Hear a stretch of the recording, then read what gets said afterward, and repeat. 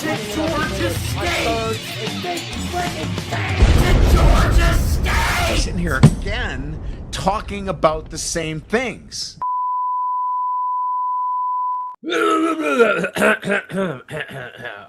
All right. Welcome back, everybody. It's weird because we're supposed to be doing this on a Monday, and it's not Monday, it's Tuesday. First of all, before anything, take a look over there on the other screen. Look at that individual. Now, tell us about that background, why don't you? I mean, this sign over here should say it all. Upon further review and setup tonight, I'm going to need another drink. Twisted tea. Man had to get a twisted tea. Now, I've got a couple of words for twisted tea, specifically 3 words, syllables representing the name of the show. Why don't you tell us about what those syllables might pertain to? What Mo just called over the top of the desk as I was chugging this twisted tea, saying that I'm real tough, apparently. I'm not. That's fucking bullshit. So, there you go. There you go. Thanks, yes. honey. Welcome back, everybody, to the FBS Report. Jam-packed show tonight. We're going to be talking about all of the SEC teams. We are doing an SEC schedule preview. Of course, got a few things to talk about before we get into that. But, yeah, no, jam-packed show for tonight. Glad to see you guys in here. Thank you to all of y'all for joining us here tonight on another grand edition of the FBS Report. Tuesday edition, since yesterday was Memorial Day. Hope you guys had a fantastic one. Anybody Speaking do anything of, special? Yeah, I did something special. You know what I did? What's that? Me and Mo went to Kings Island without the kiddos, which was kind of fun. Checked out Soak City, the water park over there. And I had a couple edibles. Actually, I only have one edible. So I got a little stoned on Sunday night. That was fun. It was okay. Didn't get too high. I didn't piss off Mo that bad. Damn. How about that? Thank you for sharing that with us. I didn't do anything special over this Memorial Day. Still had to recuperate. Yeah, still had to recuperate after the wedding from the week before. Great wedding. Had a fun time. I could play the video. I could play the video again, but yeah, your jackass Weezer impersonation. You mean? Hey, it was a good one though. You don't talk shit about that. I will talk shit about that. Actually, I put because of this new wall setup. By the way, here's a quick tour to blah. So we got the sign here. I got Woody Hayes here because Woody's always watching you. My medal from the 5K I ran back in May. Got to have the Buckeye National Championship banner. And then a little ode to my days as a professional wrestler. An old wrestling sign from one of the shows I did back in the day. And you got just about everything there. Yeah, well, I got a lot of empty space, so I need to fill that out still. I got a pretty decent-looking sign that's on the way, though. Hell, you've even got your emergency drink there on the right for when Ohio State blows it. Well, number one, I guess. I guess. Or when somebody donates $100, not saying you have to, but there you go. There's your incentive for you. $100 whiskey, that's not $100. UGF Pandas with the 2 says, I still can't get over Campbell to Penn State. Yeah, a lot of us are still shocked by that outcome, but I thank you. I think I'm less shocked about the Campbell hire and more shocked that there aren't as many Penn State fans who are hype about it because they basically just took his entire team over to Penn State. But yeah, no, thank you for the 2. I mean, I would be a little bit shocked to a certain degree if I was a Penn State fan, considering that you got basically a relocated Big 12 team in the Big 10. I'd be worried shitless right now if I was them. Fair point. Arter, we'll appreciate the 1, buddy. Thank you very much. All right, then. Well, here is your news briefing from this week. Got a couple of things to go over. And funny we're doing the SEC schedule previews today because some big news has dropped out of the SEC, more specifically. Let me guess. Yeah, go ahead. Chick-fil-A is open on Sundays. Buddy, I wish. No. Damn. No. No, the correct answer to that was just as intangible because it goes a little something like this.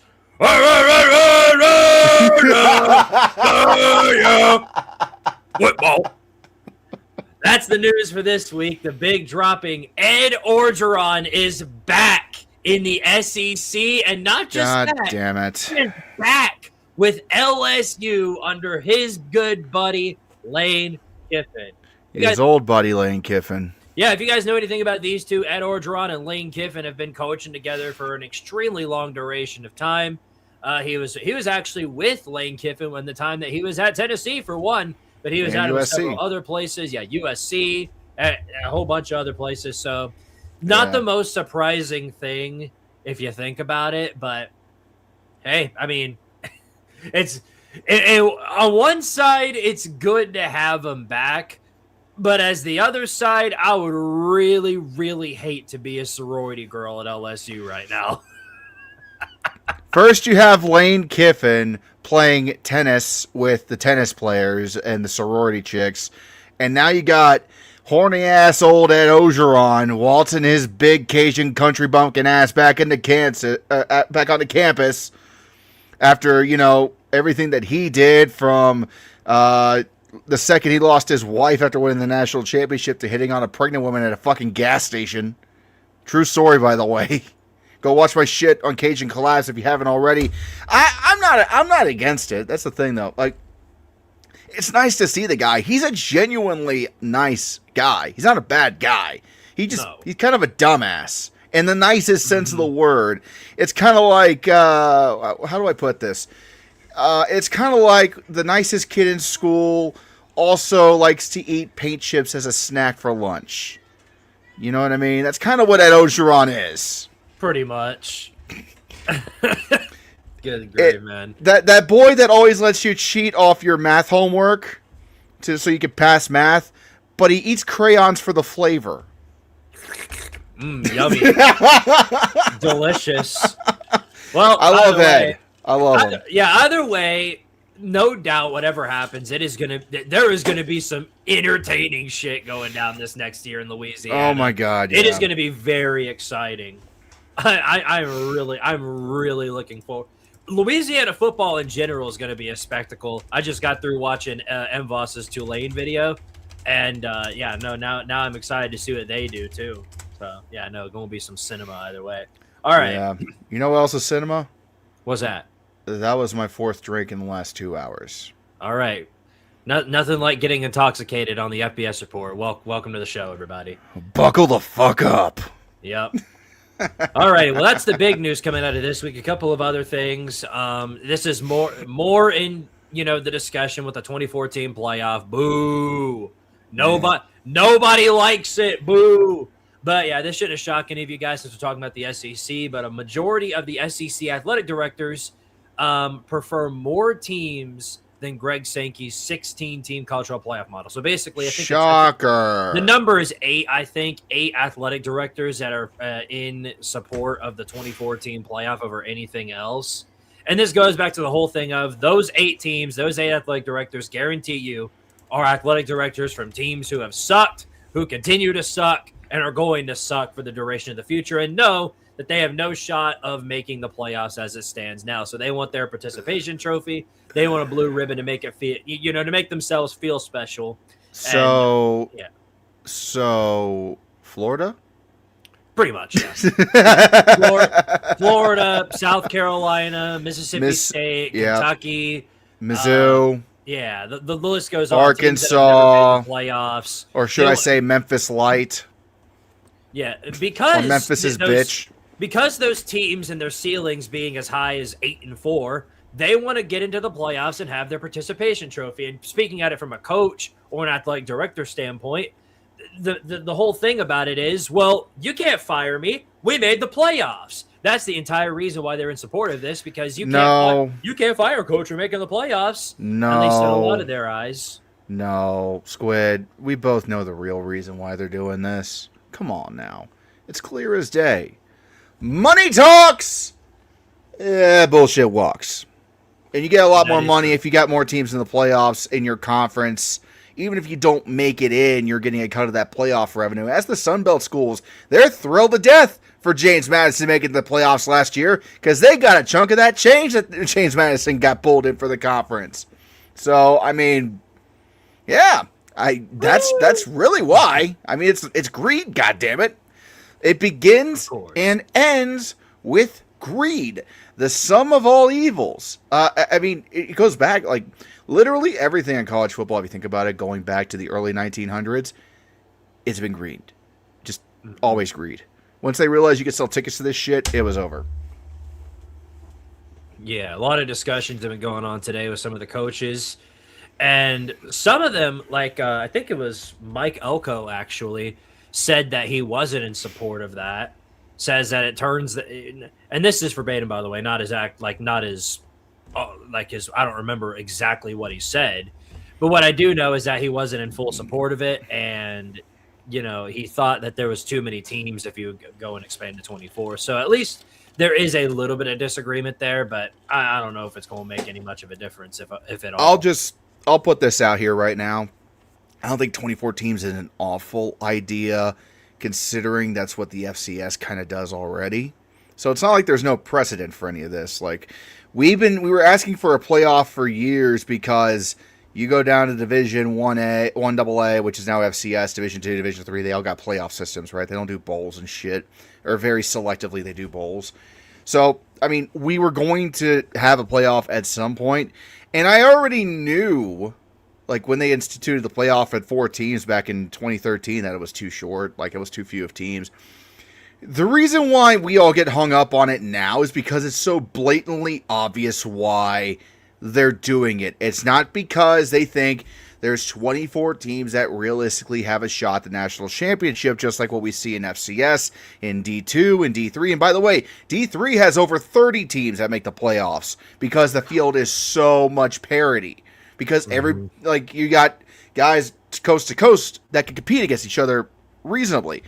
You go to FCS, they got 24 teams. Yeah, guess what? There's 24 teams in FCS that realistically have a shot every year. Shout out to Montana, by the way. State, not Montana U. The state won the Natty. Yeah. No. Not Montana U. God, no, not Montana. No. Well, let me ask you this real fast: how many teams, realistically, each year in the FBS, do you think have a realistic shot of winning a national championship? Because I think that number is no bigger than 8 or 10, maybe. 8, 10, and again, you got to remember, because of the fact that we have the group of 6 now. The participation trophies. The participation trophies, so that way they don't get antitrust lawsuits. That is going to automatically cause your top 10 to not be the top 10. You know, people can whine and bitch and moan, well, Notre Dame should have been in the playoffs. Yeah, well, also, this is the system we have, and shut the fuck up. That's what we're doing. Yeah, if you're a G5 school that makes the playoffs, congratulations, you're never going to win it. That's why I hate it when we hear, well, there's like 132 FBS teams and only 12 of them. There's not. I mean, technically there is, but there's only 60-something that are in the Power 4, and the number is way lesser than with group of 5 teams. Think about that. But then you got to also remember, like, people can shit on all you want. Well, we should just have the top 10, 12 best teams in the AP poll and just be done with it. Well, here's the problem, right? Money.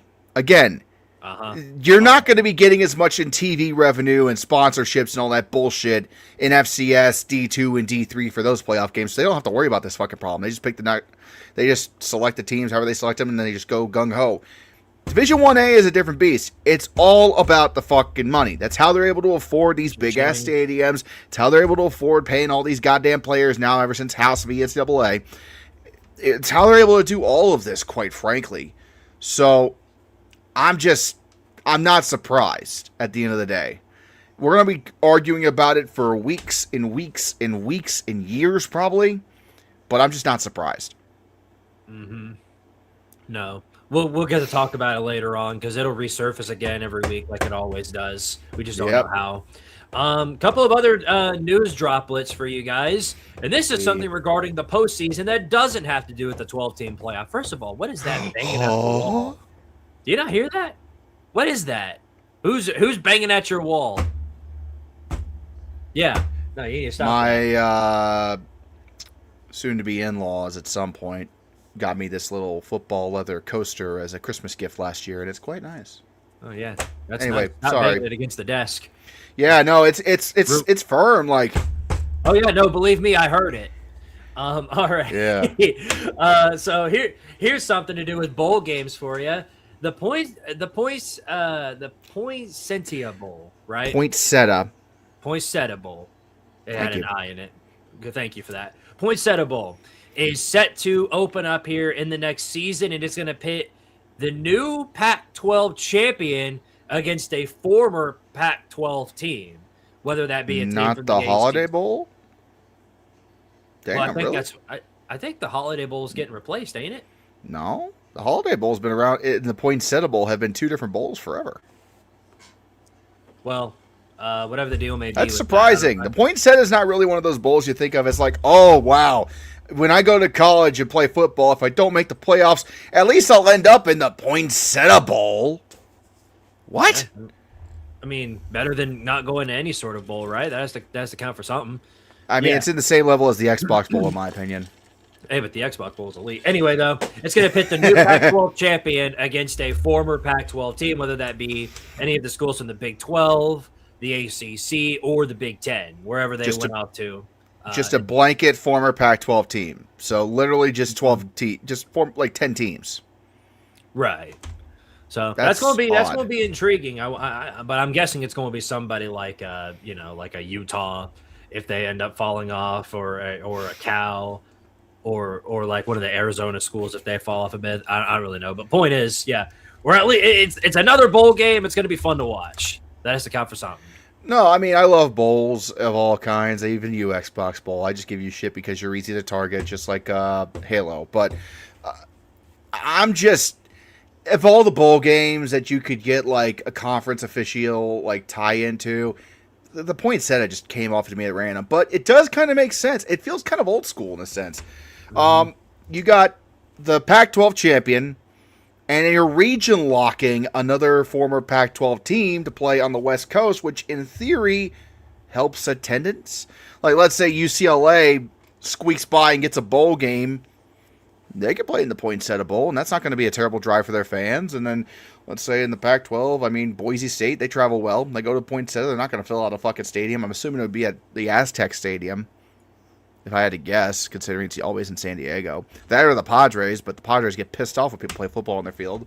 If I had any hope for how that game's going to pan out, or who those bowl teams are going to be in the Poinsettia Bowl, my only hope is that it winds up being an Apple Cup rematch.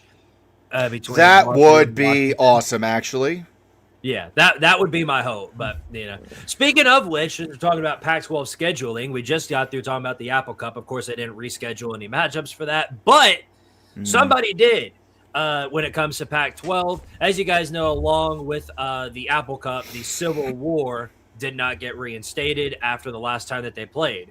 Well, good news. Oregon State came through in the clutch here. They just announced the rivalry series is coming back in 2028. So 2 more years from now, they will be matching up against Oregon. And they've got a 4-year deal. So it goes from 2028 through 2032. It's a home-and-home series for the most part. So what it used to be, yeah.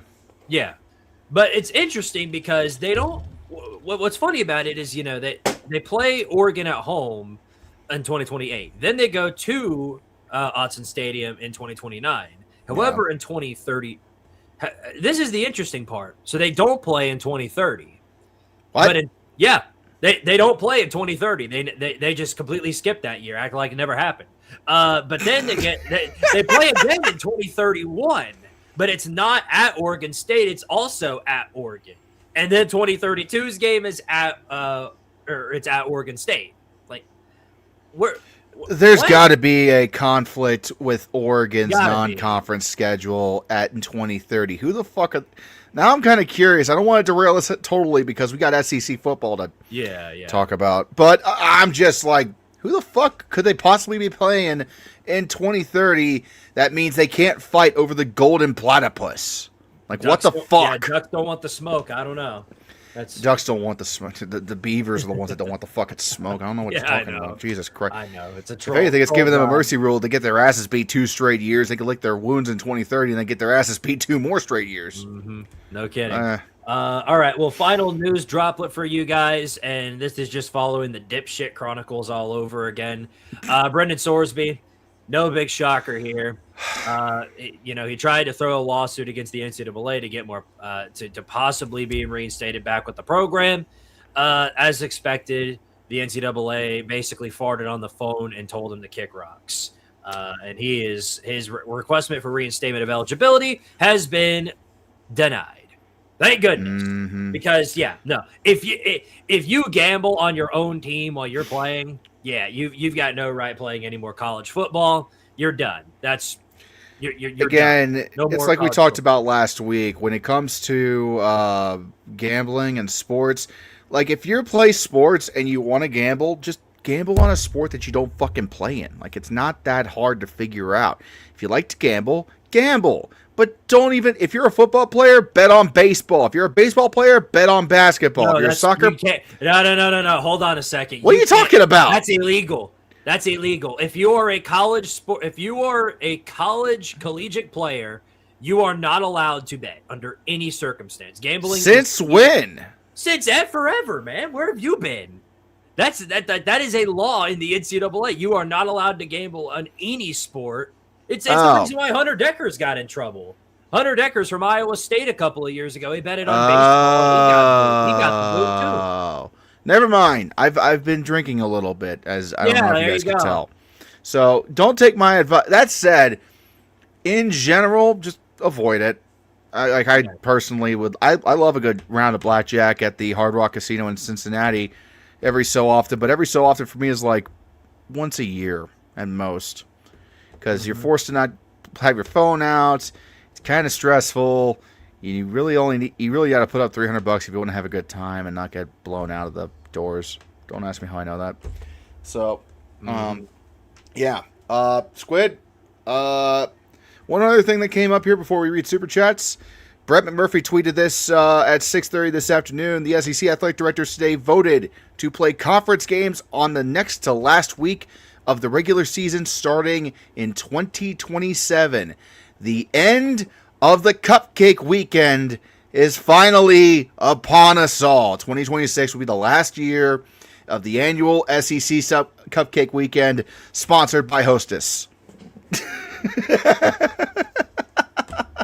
There we go. Well, thank goodness for that Cupcake Weekend. I'm with you on that one. It had to go. Honestly, yeah. That was one of the worst. Like, you're telling me we've waited 10 weeks, had great football throughout, and then week 11 or 12, you decide to just coast because it's senior day? Go fuck yourselves. Exactly. Yeah, no, that was pretty goofy. Besides, there's too many diabetics in the South to have cupcakes that late this season. Come on now. Believe me, I know. Yeah, buddy. All right. Well, before we get into our SEC schedule previews, we do have some super chats to go over. So let me go ahead and take a minute to read those. Indeed we do. Nathan Tucker with a 5 says, I need to bring this to both of your guys' attention. Josh Jacobs arrested for domestic violence charges, strangulation, suffocation. Some are felony too. Yeah, I just read up on that. Serious charges against Packers running back Josh Jacobs. Real tough to see. If those turn out to be true, then he's going to be put away for a long time. That sucks. Also sucks right here. Super Nuclear with the 2. Rest in peace, Kyle Busch. Yeah, this came out of nowhere.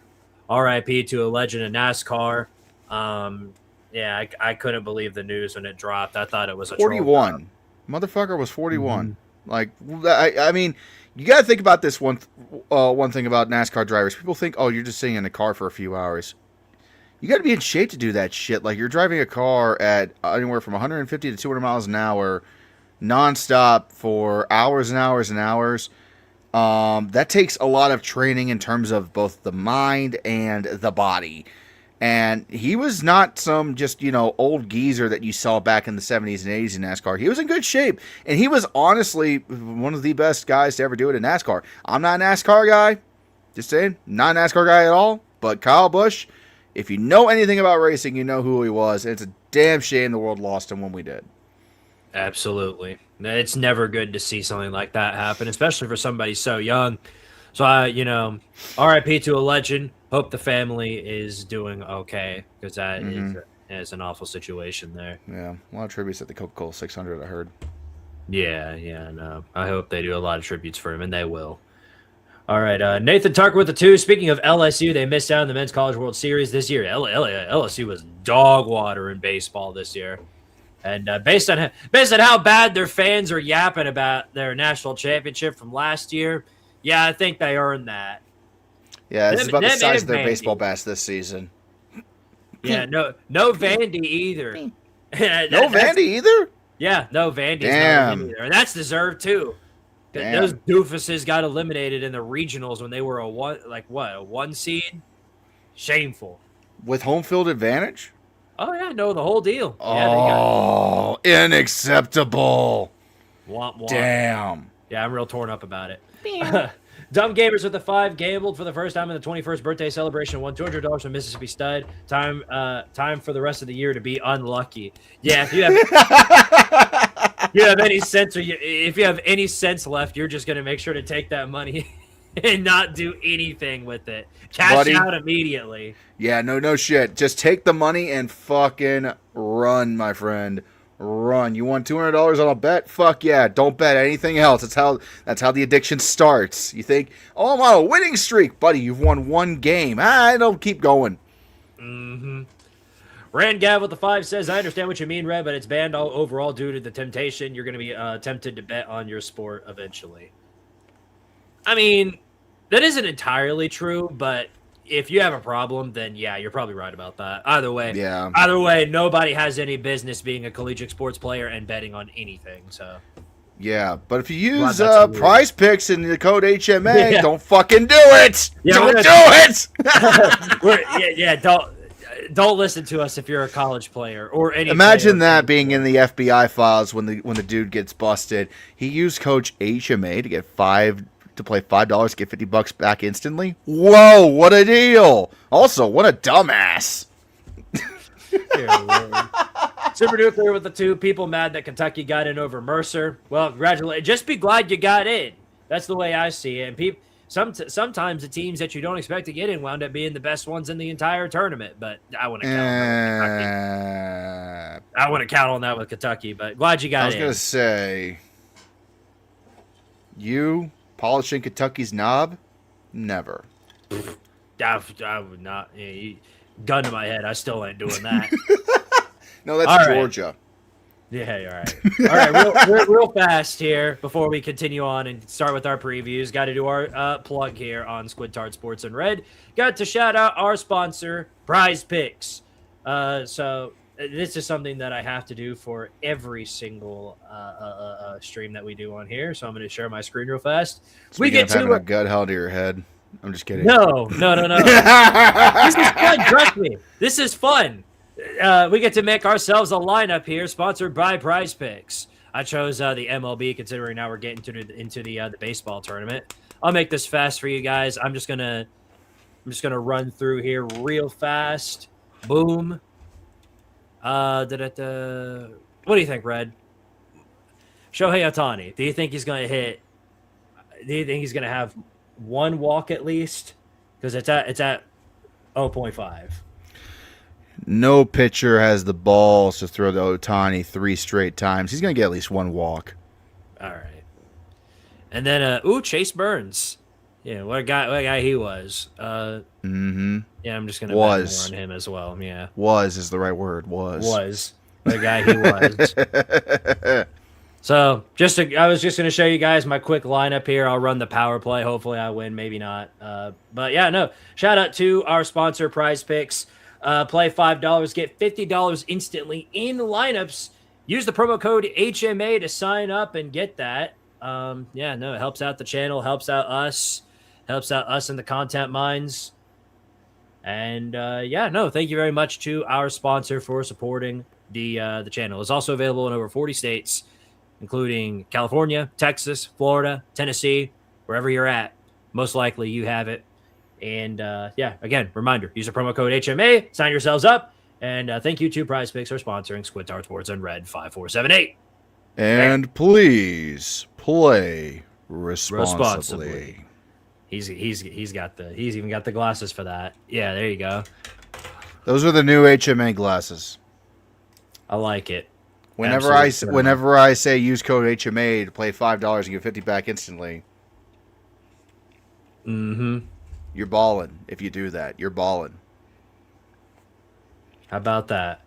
Real quick, Nathan, talk about the two New York Knicks in finals, first time in 27 years since 1999. Well, good for them. Congratulations. I can't really say much of it. Yeah, I can't really say much of anything. I do not pay attention to any capacity. But you remember that time hearing about how they nuked the Atlanta Hawks from orbit? No.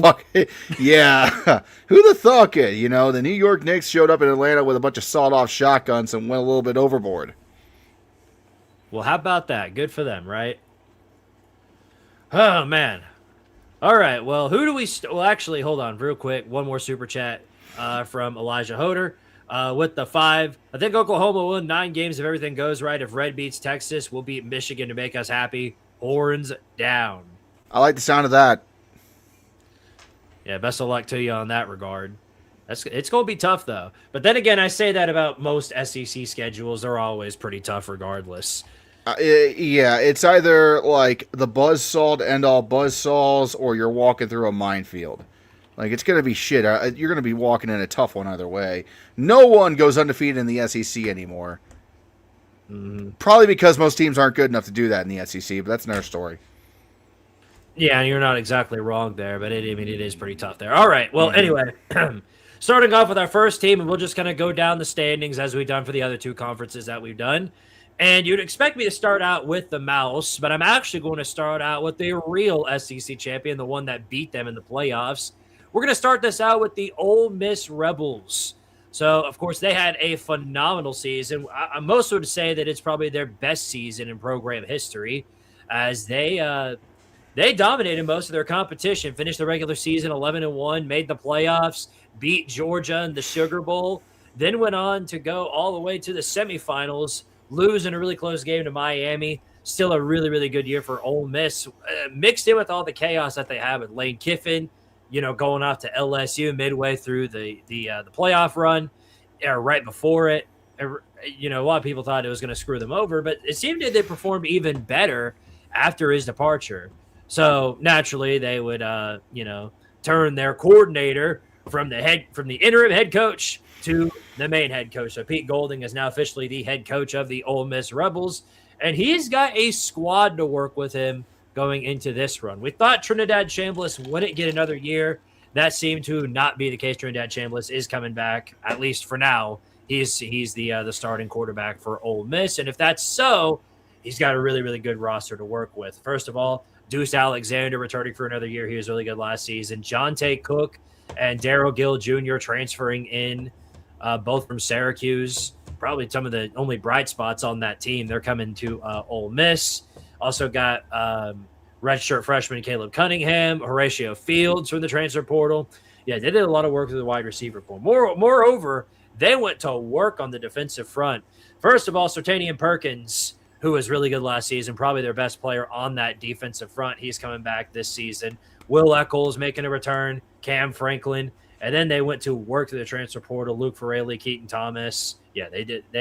So Ole Miss loaded in terms of talent coming into this season, but it's all a matter of whether or not Pete Golding is actually able to coach this team to perfection, because there's a lot of inconsistencies that you could look at in regards to that. But first, we'll take a look at the schedule and see what we get from there. First of all, they host, or this is actually a neutral site, another neutral site here in the SEC. We're going to see a lot of those, don't you worry. The Louisville Cardinals. So they're playing them to start the season on a Sunday. Could be a pretty interesting one. Louisville is actually a pretty good team from Tank Conference.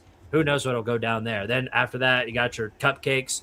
And this is something that I'm going to mention with every SEC team, but I'll mention it here for everybody. The SEC, this is the first year that they're moving to a 9-conference game schedule. So instead of the usual 8 that they've had all the way up until now it's 9. So it's going to be very intriguing to see how that pans out. And then, of course, absolute cinema right there. Their first conference game of the season is none other than LSU. They're hosting their old coach in Lane Kiffin in Oxford. That is going to be absolute cinema. Then the conference slate starts. They've got a couple of tough games afterwards. Florida in Gainesville, They get Vandy in Nashville after a bye week. Vandy could be tough depending on how that game goes down. After that, they've got Missouri, Texas on the road, Auburn, Georgia, at Oklahoma. And then they get their cupcake in November before rivalry week, and then they get Mississippi State. And probably that could be another cupcake as well. But yeah, there you go. That's their schedule. Red, what you think? Well, Charlotte, you're absolutely totally fucked. Good God, why do you do this to yourselves? It can't just be the money. You're secretly into this shit, aren't you? Poor Wofford. They are going to be Ole Miss's last cupcake of the cupcake weekend. I mean, this is going to be a test. It's going to be a test for Ole Miss after the great run they had in the postseason. And you talk about, Pete Golding proving he earned the job. Well, it's not just that. They were playing with a massive chip on their shoulder after Lane Kiffin left town for another tarmac in the Bayou. So, I think that this is going to be the season where it's like they got this close to the Holy Grail last year. It's going to be boom or bust for Ole Miss, 100%. You're either going to be national champions, run the table, go 16-0, or flame out against Mississippi State and barely miss the playoffs. One or the other. Yeah, I don't see a scenario where they lose to Mississippi State, but I'm just saying. It's the Egg Bowl. Crazier shits happen. But in terms of schedules, you got Georgia at home. That's big. Having that home field advantage is going to be absolutely critical. The issues are going to be, obviously, you got to play Texas in Austin.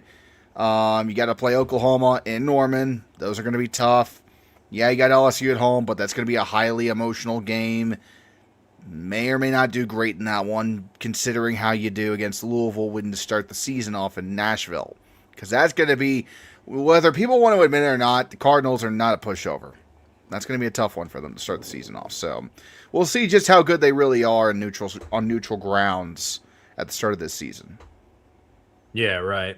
Where I think Ole Miss stands here in regards to their schedule is, I think they've got a really good shot against LSU because of the revenge factor that goes into it. They are not going to be any hotter this season than they're going to be September 19th. So it's going to be really tough for LSU to come out winners in that one. But for me, it kind of comes down to if we're talking about Ole Miss making the playoffs again, possibly going to Atlanta, it's going to come down to that stretch in late October. Starting in late October. If they can beat Texas or Georgia, I think Ole Miss has a realistic path for Atlanta. So, and then that would potentially guide them to the playoffs, depending on where they are. They just can't have too many mistakes in between that, because if they find themselves, 9-3, beat Texas or Georgia, more than likely they won't make it to Atlanta, and even if they do, it's going to be a must-win scenario for them. So, yeah, no kidding. But this looks like a schedule where I think they could win, 10 games, make another run at the playoffs. I think Pete Golding's got a path here for that. I agree. All right, spectacular. All right, let's move on to, of course, my favorite team, said nobody ever, the Daggum Mouse. The Georgia Bulldogs. Mickey Mouse.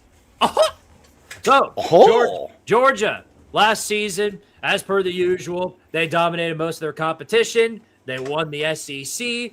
They made the playoffs in the 12-team playoff, and once again came out losers in heartbreaking fashion.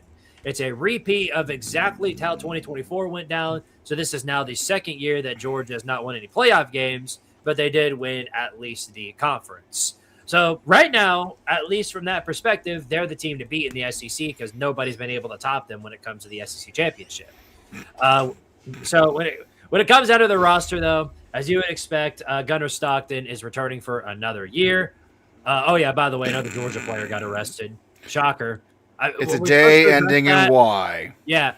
It wasn't even worth addressing at this point because we're if we addressed all the Georgia players that got arrested here on the FBS report, that's how every freaking show would start. So we just don't have the patience for that. But yeah, another player got arrested. Shocker. What a revelation indeed. It's like they shouldn't let Georgia Bulldog football players drive cars. Yeah. Maybe they ought to make that a rule. Like, hey, we'll drive you fuckers everywhere. Just stop driving in your fucking cars. Mm-hmm. If only, right? Yeah, unfortunately, you can only go so far with that. But yeah, as for the Dogs and what they're bringing in, of course, Gunnar Stockton making it back for another year. Yeah. Their running back room is pretty loaded. Nate Frazier returning for another year, but they also got Dante Dowdle from Kentucky. And if he gets the right coaching, he could be a big problem. To me, I think their big concern is where the wide receiver core stands. Of course, losing Zachariah Branch is going to be brutal for Georgia's wide receiver core. They didn't necessarily – that was their only ace factor in the wide receiver core that they've had probably since Brock Bowers, but that was tight end. So on top of that, Lawson Lucky is going to be your tight end guy. I don't know how good he's going to be. Now, Georgia did pick up Isaiah Cannon from rival Georgia Tech. So they've got that going for him. Georgia's always going to have a loaded defense under Kirby Mouse. That's how it's always going to be. He picked up Khalil Barnes to help out in the backfield from Clemson.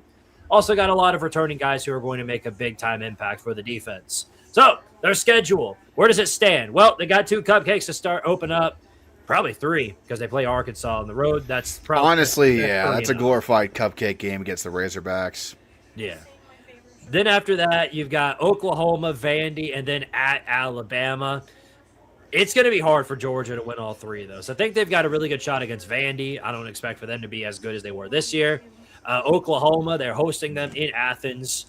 But then that Bama game. If you guys know anything about the Alabama-Georgia series, Alabama has had Kirby's number for a very long time. People are going to talk about the SEC championship. That was the rare exception out of the last 10-something matchups. I think Georgia has lost like 2 of the last 8 to Alabama, or 2 of the last 10 or something like that.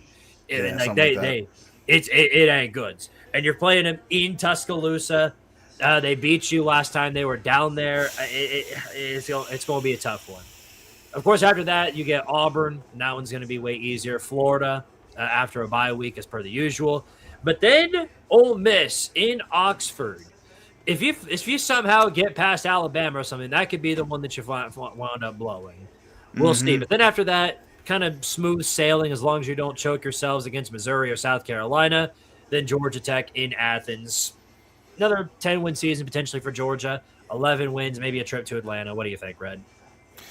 I think Georgia will somehow drunk drive their way straight to Atlanta for the SEC championship again. I mean, first off, you told me they weren't going to play Tennessee this season. You were wrong. They're playing Tennessee. First game of the fucking season. You goddamn liar. Well, fairly accurate, honestly, because both of them are just free wins for Georgia. Neither can actually beat them. Believe me, I'm upset about that too. Hold on, what?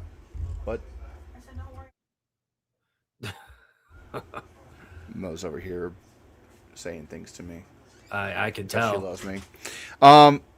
Okay, so obviously win, and then you got Oklahoma in Sanford.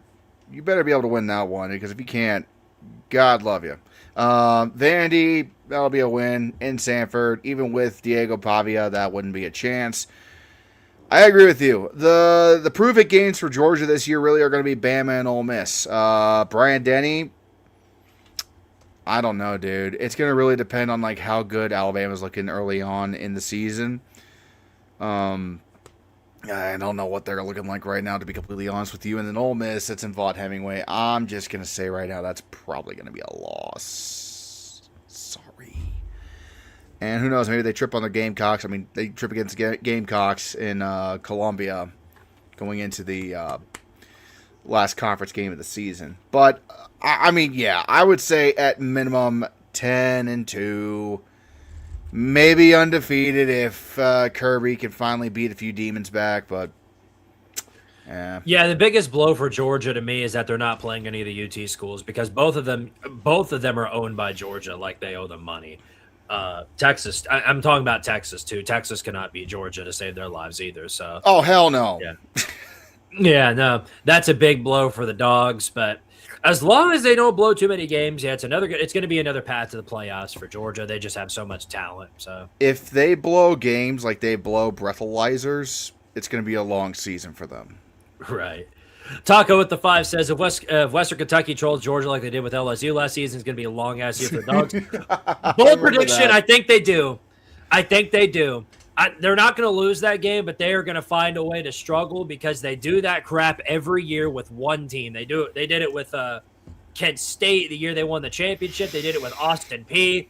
They're going to find a way to struggle against Western Kentucky. Then everybody's going, oh, Georgia sucks again. Georgia's falling off the map, and then they're going to come out and win it on the road in Fayetteville by 70. It's how it always goes. But that's just Arkansas. And then they're going to win in Oklahoma. There you go. 30, and then they're going to beat Vandy by 30. I've seen that story way too many times. I'm not going to fall for it. All right.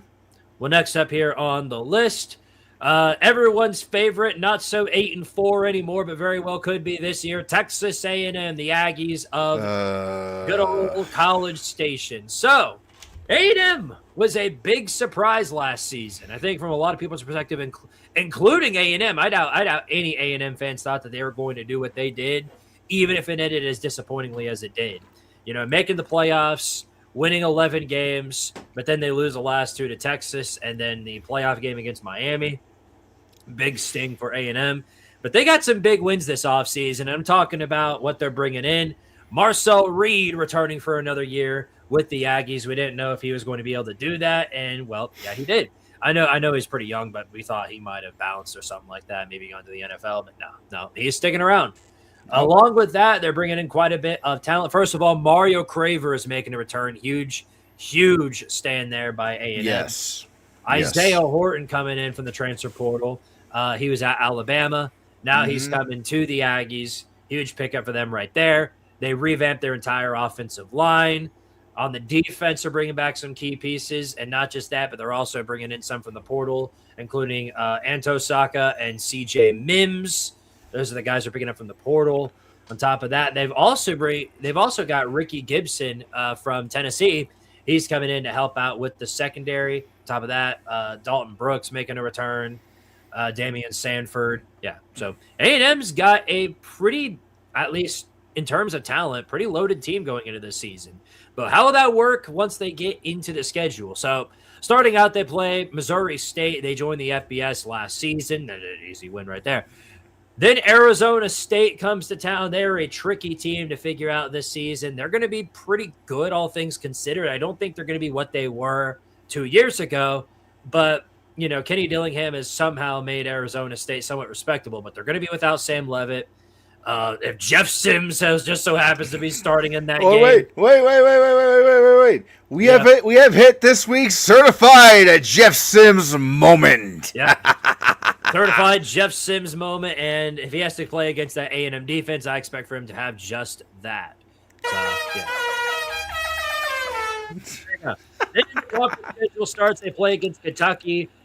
Should realistically be a win, and then they've got to go to Baton Rouge to play against LSU. Very tough one right there for A&M.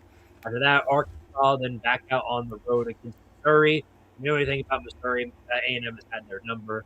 Very confident there in saying that A&M take their business. Then, coming in from out of nowhere in the middle of October, a freaking Citadel. How about that? The Citadel making a return to our SEC schedule. Good to see you guys. Are they lost? No, they beat a random team every so often every year. So maybe they'll do. Random is right. It's like the drunk guy getting randomly hit by a bus. Yeah. But the Aggies definitely caught a break there because they get them before they go on to Tuscaloosa to play against the Crimson Tide of Alabama. After that, they get a bye week before playing South Carolina on the road, Tennessee at home late in the season, Oklahoma in Norman, and then Texas at home. So it's a home away. Pretty balanced schedule, all things considered. But they got to go through some heavy hitters if they want to have as near a successful season as they were last year. They don't get that. This is the part that sucks for A&M is they don't get that soft-ass Charmin ultra super-duper soft schedule that they got last season. No, they've got to play some big-time programs going into this season. It's not going to be near as easy that back as half it was. is fucking brutal, too. Mm-hmm. So, Red, where do you think they stand here? First off, I'm sad that you didn't mention the Bear Bryant Reject Bowl against Kentucky because I mean, that's going to be the next big SEC rivalry: Kentucky versus Texas A&M for the Bear Bryant Trash Heap Trophy. Yeah, the final score of that might be a reject as well. Honestly, yeah, A&M. I'm going to go ahead and just say this right now: it's Texas 8-4, 100%. I mean, Missouri State's not even a cupcake if you think about it. Like, good God Almighty, Missouri State, they could have won their conference last year in their first year in the FBS. They're certainly not a pushover, that's for sure. Arizona State, they're going to be tough. They're not going to be easy to put away. And then you got LSU, and if Lane Kiffin's worth a flying fuck, which I don't think he is, but if this team is worth a flying fuck in Tiger Stadium, oh boy. And they're also going to want some revenge after what happened last year in Tiger Stadium. By the way, the fact that they're playing in Louisiana in back-to-back years against LSU is kind of odd, but I guess it's just how the cookie crumbled this time around. But no, LSU, Alabama, Oklahoma, Texas, shit, even Tennessee. Those are not going to be easy games to put away. I'm just saying, they're not. They're just not. Late in November, when you got Texas coming up on your radar, you're going to overlook somebody. I'm just, yeah. You said it, not me. Honestly, 8-4. I'm just going to say they don't make the playoff this year at all.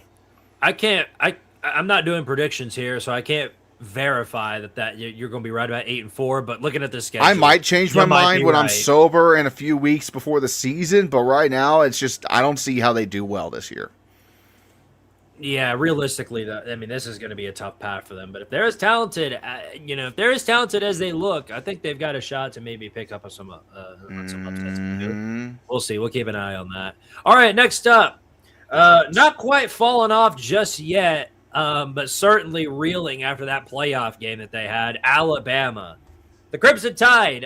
This is weird territory to be in for Alabama fans. They've been so used to dominating the postseason, winning championships under Nick Saban. Kalen DeBozo comes in starting the 2024 season, and it's been weird territory for them. Well, they did make the playoffs last season. They didn't win the SEC.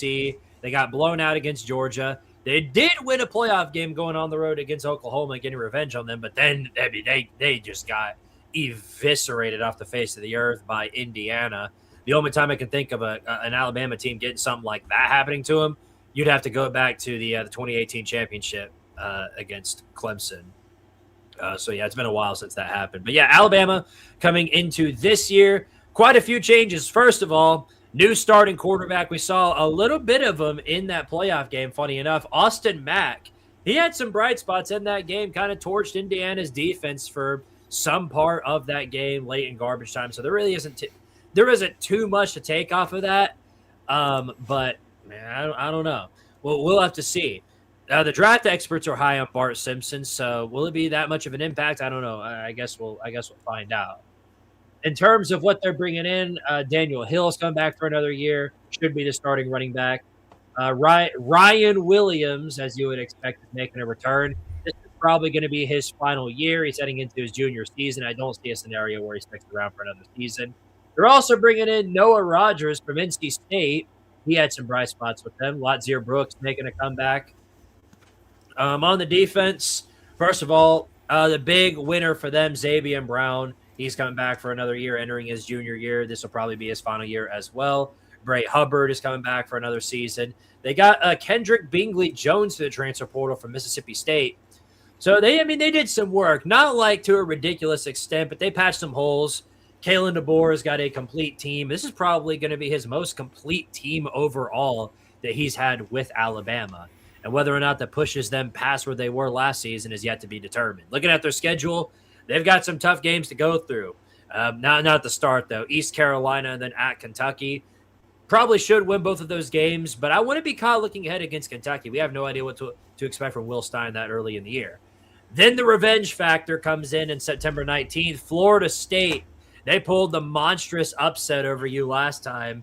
The Doak did not burn that day, but the Doak probably should burn this time. Then after that, South Carolina should win that game at home. Mississippi State on the road in Stark Vegas. Got to win that one, I think. If Alabama wants to go where they want to go, they've got to start at least 5-0 heading into that game in Tuscaloosa against Georgia. because then that's when things get brutal. That 3-game stretch there before that bye week. Georgia at Tennessee in Neyland, and then Texas A&M at home. Those are going to be some brutal games for you. And then after that, you, of course, get your bye week for LSU. Then Vandy on the road. They beat you last time they went to Nashville, so you better be ready for that one. Then your cupcake, and then your secondary cupcake in Auburn in the Iron Bowl. So I don't know what to expect from this one. Red, give your thoughts real fast. My throat's a little dry. I've got to go run to grab a drink real fast. I'll be right back. Tell the people what you think. All right, go ahead.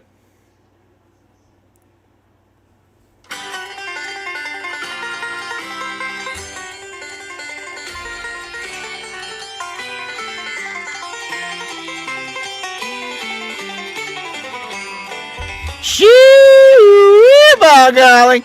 This season on Dixieland Destruction, we got ECU to open up the season. Kentucky Wildcats of Kroger Field, the fucking Seminoles of Florida State, and a bunch of other rejects that we don't know how to fucking pronounce. Oh, Billy, are you sure that they're a bunch of rejects?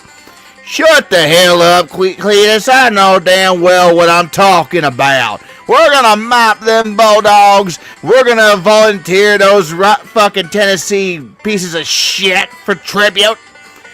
And we're gonna mop the floor with them goddamn Aggies. I tell you what, Cletus, this is gonna be a fine season for Alabama football. Are we gonna make the playoffs this time? I don't know, and I don't really give a damn. As long as we beat Auburn at the end of the year, I think it's going to be a great season. Roll down, Tide! No cousins were harmed in the making of that 1-minute piece of video. All right. Allegedly. Yeah, all right. Okay, then. All right, well, I'm not sure exactly what he said, but or what Cletus and company said, but it's going to be a tough one, a tough stretch for them. I'm looking at maybe 9-10 wins. We'll see. Yeah, genuinely, the middle of that schedule is going to be a bit rough. You got A&M, you got Georgia, LSU. I mean, you get past if you get past November 7th, you only got one loss. You're doing okay. Right. We'll keep an eye on that as we progress. All right, next up. This poor team right here, boy, was this a disappointing season for them last year. Texas. So the Texas Longhorns this season, there's no team with more offseason hype than Texas. And this is sort of a reoccurring trend with them. Texas is back, folks. That's what we're doing again with the Longhorns. So much hype for this team. Arch Manning coming back for another year, so you already know ESPN is going to glaze them indefinitely because of that. On top of that, they're bringing in quite a bit of big-time talent. Hollywood Smothers and Raleek Brown from the portal, as well as Cam Coleman from Auburn. He was probably their biggest piece on offense. Now he's transferred to Texas. Ryan Wingo's coming back for another year. Emmett Mosley coming back for another year. On the defense, they got some guys who they picked up through the portal. Bo Masco, Rasheem Biles. Ty Anthony Smith's coming back for another year. Colin Simmons, probably the best returning defensive player. He's come back for another season. They're pretty loaded. So right now, Texas stands as probably the favorite to win the national championship. I haven't checked that officially, but they're up there with Ohio State, with Oregon, with Indiana. It's going to be there's going to be a lot of hype around Texas. So hope they don't fall apart early on in the season, because after that cupcake game, they've got Ohio State to face off. I hope they're going to try to get that revenge factor going into this one. Ohio State in Austin. If they want to go where they want to go, they probably got to win that one, start out 2-0. Then after that, the Roadrunners of UTSA. And then their first SEC competition of the season is a road match against Tennessee, Battle of the UTs in Knoxville. We'll see if Texas can go 2-0 against me and Red's team in the first 4 years. Then after that, but 4 years, Jesus Christ! How much downtime do we have in between games? 4 weeks. 4 weeks. I say who's years, the one that who drank before the show started? Squid, you or me? Shut the hell Jesus, up, man! Shut up! Shut the. Oh, wow! I'm in the middle of analytics, and I'm nuts. Squid told me to shut up. Yeah, she's just shaking her head. Yeah, be careful; she might come and yell at you again. All right. Next up, after a bye week, Oklahoma in the usual game against Dallas. The Red River rivalry. Well, Red River shootout is more common term, but there you go. GPU. Then after that, the conference slate just continues from that point on, where they got some rough ones down the stretch. Ole Miss, LSU in Baton Rouge in November. Then, of course, they end the season, the regular season, against Texas A&M in College Station. So, really, really tough games on this schedule. If Texas is going to go where they want to go, they're going to have to win most of these. And it's a pretty unforgiving slate, especially at the end there. So, Red, where do you stand on that? Honestly, where I stand on that, give me 1 second.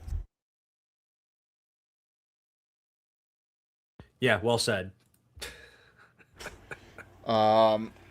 Yeah, so what I was going to say was that the game against Ohio State's obviously going to be where it all kind of begins. Like, we could say the budding rivalry against Texas State could be a tough one for them, but it won't. Although I'm pretty sure there is some real beef there between the Bobcats and the Longhorn faithful.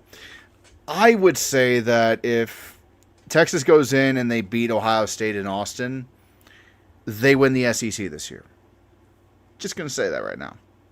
You know, that's especially after what Ohio State did to them last year, that tough-ass defense. If Arch Manning can come into that game against Ohio State at home and they can get a win, I could easily see them beating Oklahoma, Tennessee, Ole Miss, LSU, and yes, A&M. The question is going to be, are they going to trip up against somebody stupid like Oklahoma or Mizzou? Time will tell. Or Florida, for God's sake. Imagine they lose to Florida randomly. Again. Yeah. This time without Billy Napier. So, realistically, though, I think Texas, if they are as talented as they are projected to be, they should win most of these games. They're going to be more talented than everybody that they play, with, of course, the exception of Georgia. So, to me, we're in regards to where I stand on this, I think Texas should be an 11-win team. Easy shot to the playoffs, maybe the SEC championship. It's going to be hard to tell, but yeah, they're easily the most talented team in the SEC, or at least on what's on their schedule. Boo! You stink! Who's that? I'm sorry, was that the wrong soundbite? I mean, hold on. It's a catastrophe! No, not that one. This one. I hate Michigan! That's the one. Okay, thank you. Believe me, I think we were aware of that. Joseph Stone with the 5 says, kills me to know GTA 6 will be out before they can try and beat Texas 10-2. Not gig them anymore. Go Tigers. Got a full ride to LSU. Well, congratulations, man. Glad to hear that. Hey, congratulations on the free money. Yep. Study well, study hard, and always remember that the talent fee is on your side. Until you graduate and the alumni donors are like, please send us money. Yeah, no, the talent. Then you're the one supporting the talent fee. Yeah, no kidding, right, Squid? Yep, she knows. Just decided to join the Rams train. The first thing we get is the piss logo. Bart Simpson, help me. Sorry, buddy. No help here. You're on your own on that regard. AT Astrophotography, member for 7 months. Boo! Ah! Much appreciated. All right.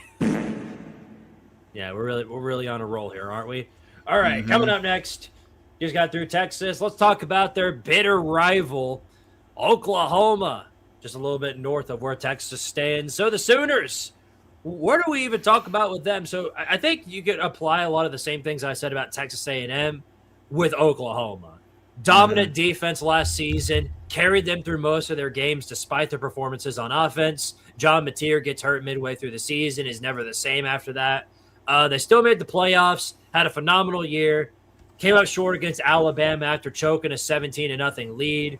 Some would say that it was probably, extremely disappointing to see that. But regardless, I think Brent Venables, because going into this season or that last season, he was on the hot seat. A lot of people don't remember that. Brent Venables was literally one bad game from getting fired going into last season.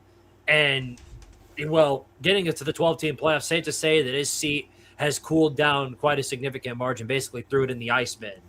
But now going into 2026, the expectations are much, much higher for Brent Vegetables. So where do we stand with him? So first of all, John Mateer Didn't know what he was going to do after that last season. He's come back for Oklahoma. Kind of a shocker there. But yeah, John Mateer returning for another year. His hand should be healthy by that point. He's also got some more wide receivers to come in and help him out. First of all, Parker Livingstone from Texas. He's coming into the bitter rivals to play with them. Trell Harris from Virginia, also transferring to the Sooners. Xavier Robinson, the starting running back, making another return.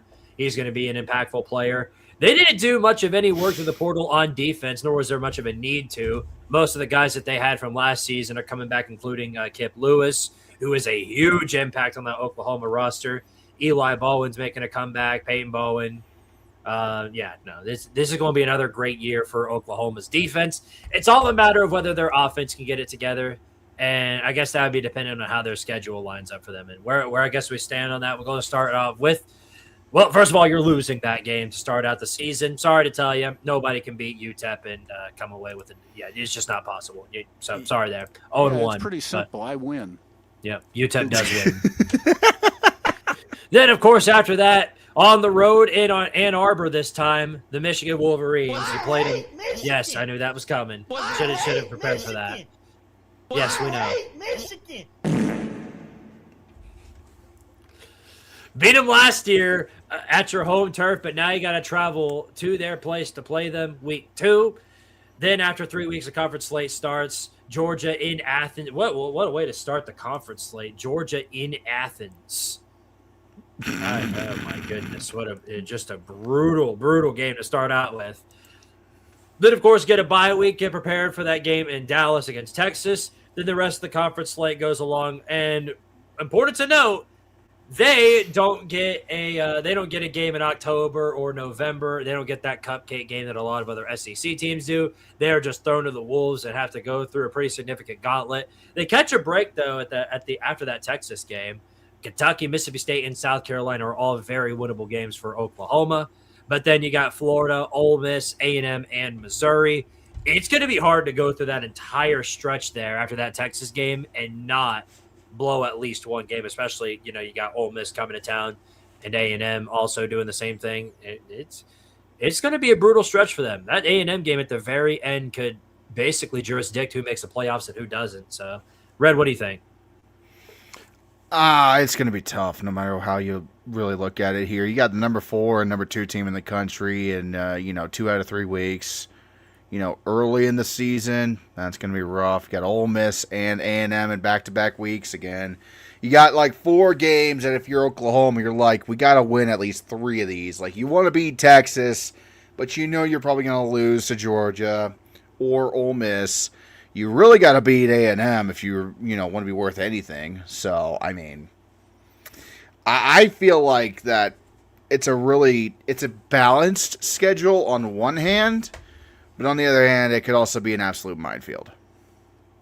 And I will be right back in just a second. All righty then. Yeah, no, Red's right. It's going to be a minefield, or potentially could be, if Oklahoma's offense isn't exactly what they want it to be. And I guess that would come down to how healthy Mateer is going to be, how much of receivers make an impact. And the offensive line, too, it's worth noting that the offensive line did not play up to par last year. If they have another one of those seasons where they just play down horrendous, it could derail their season very fast after that Georgia game. So that bye week will be very important if that Georgia game doesn't wound up going the way that they want it to. All right, anyway, Super Nuclear with the 2. Being a Packers fan is hell for no reason. Oh, there's a reason. Trust me. There is a reason. UGF Pandas with the 2. Another hypothetical SEC win. Well, the good news about doing previews is that they're all hypothetical. Hell, I know Tennessee is going at least 100-0 this year, and they're probably going to win 27 Heismans and save Narnia along the way.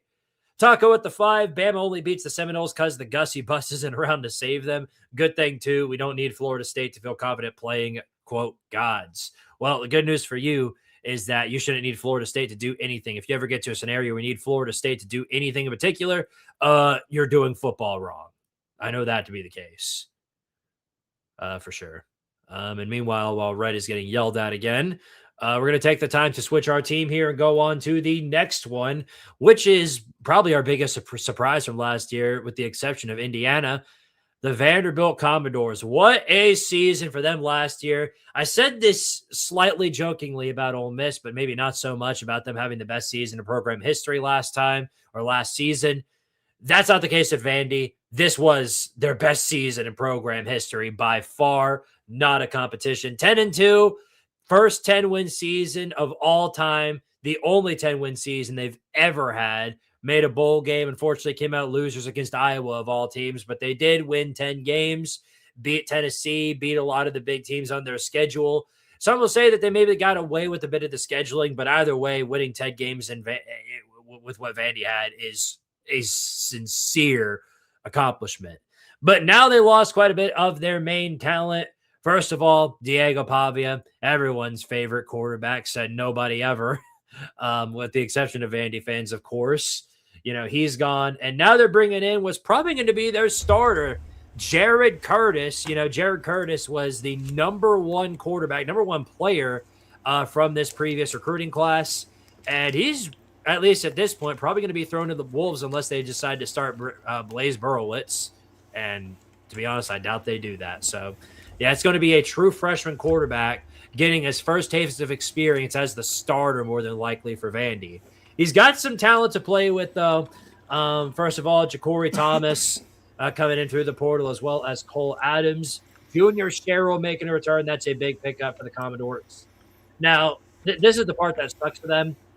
For me, I feel like Vandy's passing game would be much more if they still had Eli Towers. But no, obviously, he is gone. He's not come back. No big surprise there. On the defense, they did some severe work as well. Got some guys through the portal. Got some players making a return. Jordan Matthews, for one, that's a big pickup through the secondary. Him coming back for another season. That's very, very clutch. But, yeah, no, that's a little taste of their roster. Looking at their schedule, they start out with what should be two easily winnable games, Austin Peay and Delaware. I think they should win both of those games. Delaware is improving, but I don't think it's going to be to the extent that they can probably beat Vandy. Then after that, NC State coming to Nashville. Now, Vandy beat Virginia Tech 2 of the 2 years that they played them. Now they play against an NC State team, which is probably going to be around that same level that Virginia Tech was. I'm not high on NC State, as you guys know if you saw my ACC preview. So, should win that game. When the conference slate begins, you first travel to Auburn in Jordan-Hare. I'm not high on Auburn. You'll find out about that soon, and for various reasons, but they're sort of a glass cannon team. Shocker. Jared Curtis is going to have some time to develop his passing game, and if he is the quarterback that they're hoping that he is, then I think they should be able to win that game. Then after that, Georgia and Ole Miss, going to be tough to win either of those games. Arkansas and Kentucky, going to be tough to lose either of those games, potentially. I don't know. We'll see how good Kentucky winds up being. But then after a bye week, Mississippi State on the road in Stark Vegas, then Alabama at Florida, and then finally they end out the season, of course, in Nashville with Tennessee. So, tough schedule. You knew it was going to be with Vandy. They've got to play some tough competition here. This could be a strugglesome season for them. Red, what do you think? Hey, look, it's Michigan Light. And they're going to get crushed. Okay, so let's just be real here. This is kind of like you just went out, had the best night of your life partying at your local frat and your college campus. It is 4 a.m. You are sitting in the fountain with no shoes. You lost your shirt to some girl who said she was going to kiss you if you gave it to her and then ran off into the night. You're about a fifth of a bottle of Everclear in, and now you're starting to sober up. This is the season where you sober up if you're Vanderbilt. It was a hell of a party last 2 years. The party's over. I don't think it's going to be back to the basement for Vandy anytime soon, but I definitely don't think it's going to be playoff city for them. I'm just looking at this right here. Guaranteed losses with Georgia and Ole Miss. Guaranteed loss with Alabama. Maybe a loss against Tennessee. 7-5 and 8-4. I think if you hit either one of those, it's an okay year for Vanderbilt. I mean, it's still better than what you normally get, right? Probably. It's really hard to say with Vandy because there's a very, very high ceiling with Jared Curtis, but there's also a very, very low floor. So it's a wild card with how that's going to pan out. He's gonna make mistakes. He's gonna have bad games. You don't walk into a power school as a true freshman quarterback with no experience in college and instantly light up the scoreboards in every single game. It's just not going to happen realistically. I mean, you just called Vanderbilt a power school. Imagine that. That's what they are. They're a power. They're part of the Power Four. They're a power school. Yeah. Imagine saying that 5 years ago. I could say it any time I wanted to. They've always been a power school since they've been part of the different leagues conference. Says the volunteer. One of the founding fathers of this conference. They're like the George Washington. Hey, they're like the George Washington of the SEC. They might be dead, but they still deserve some part of that. And then you also got Northwestern and the Chicago Maroons being the founding fathers of the Big Ten. Nobody thinks of them as power schools. Let's move on. Yeah, speaking of which, shout out to Sewanee. All right. Yeah. The old Tigers of Sewanee. Taco with the 2 says, if we go bowling, it's a win for us. Doors.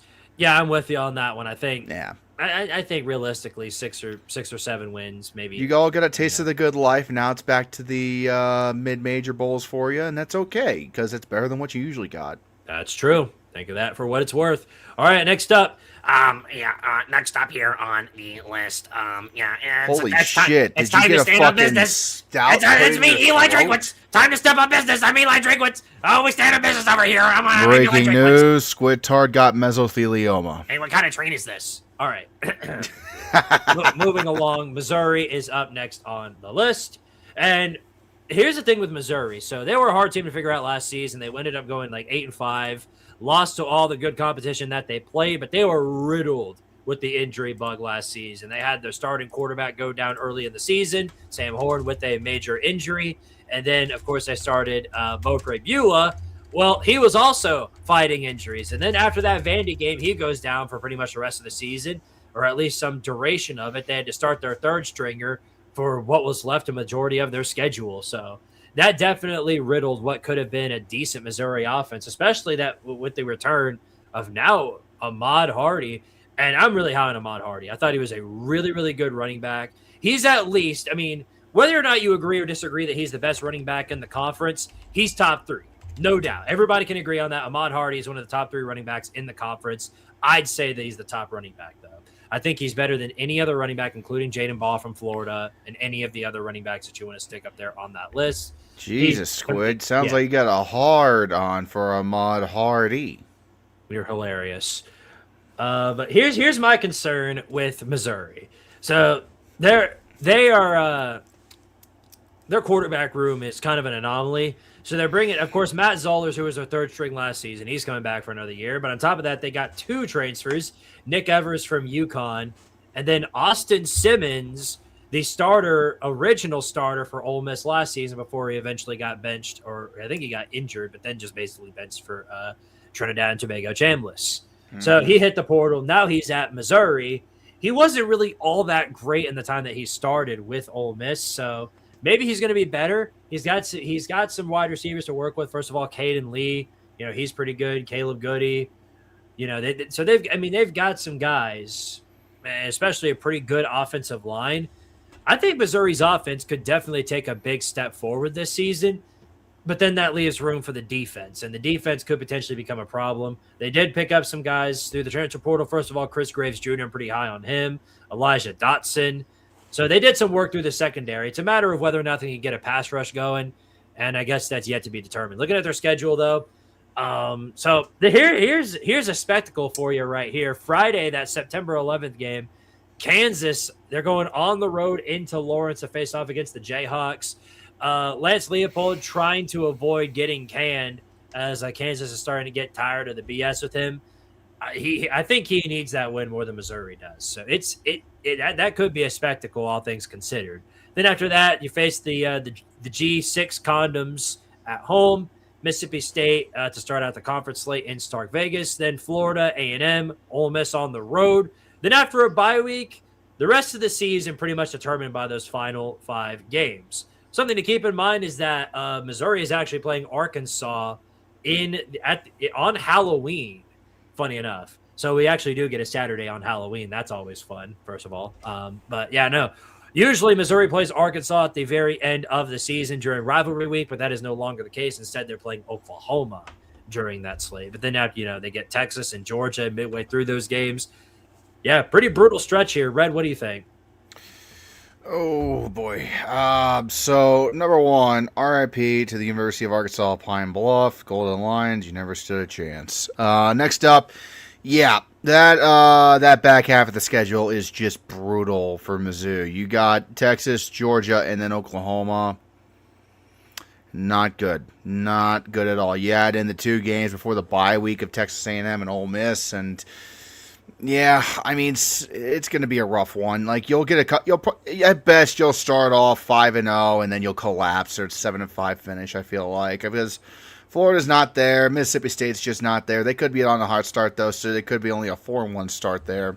You should take care of business in the border showdown against Jan's K-Hawks, but I'm not positive if I'm a Mizzou fan. Last year was really your window with Bo Prabula, and it slammed shut.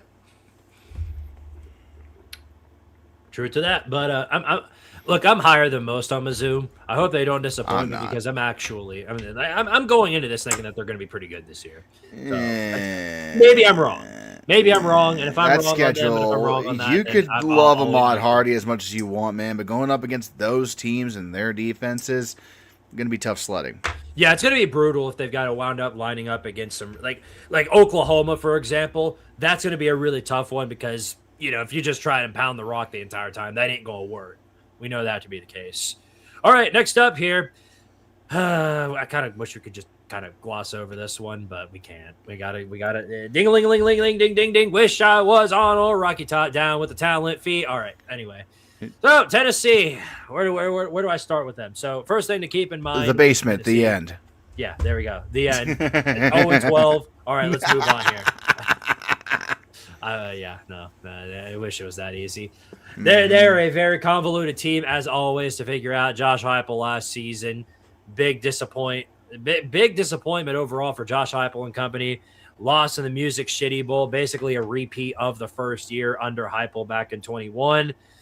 Joey Aguilar wound up being a really, really good piece of the offense. Tennessee's offense is one of the best under Heupel. The problem was that the defense was as useless as a sandpaper condom. Tim Banks is gone. Jim Knowles is into the defense. Off that alone is going to take a massive step forward.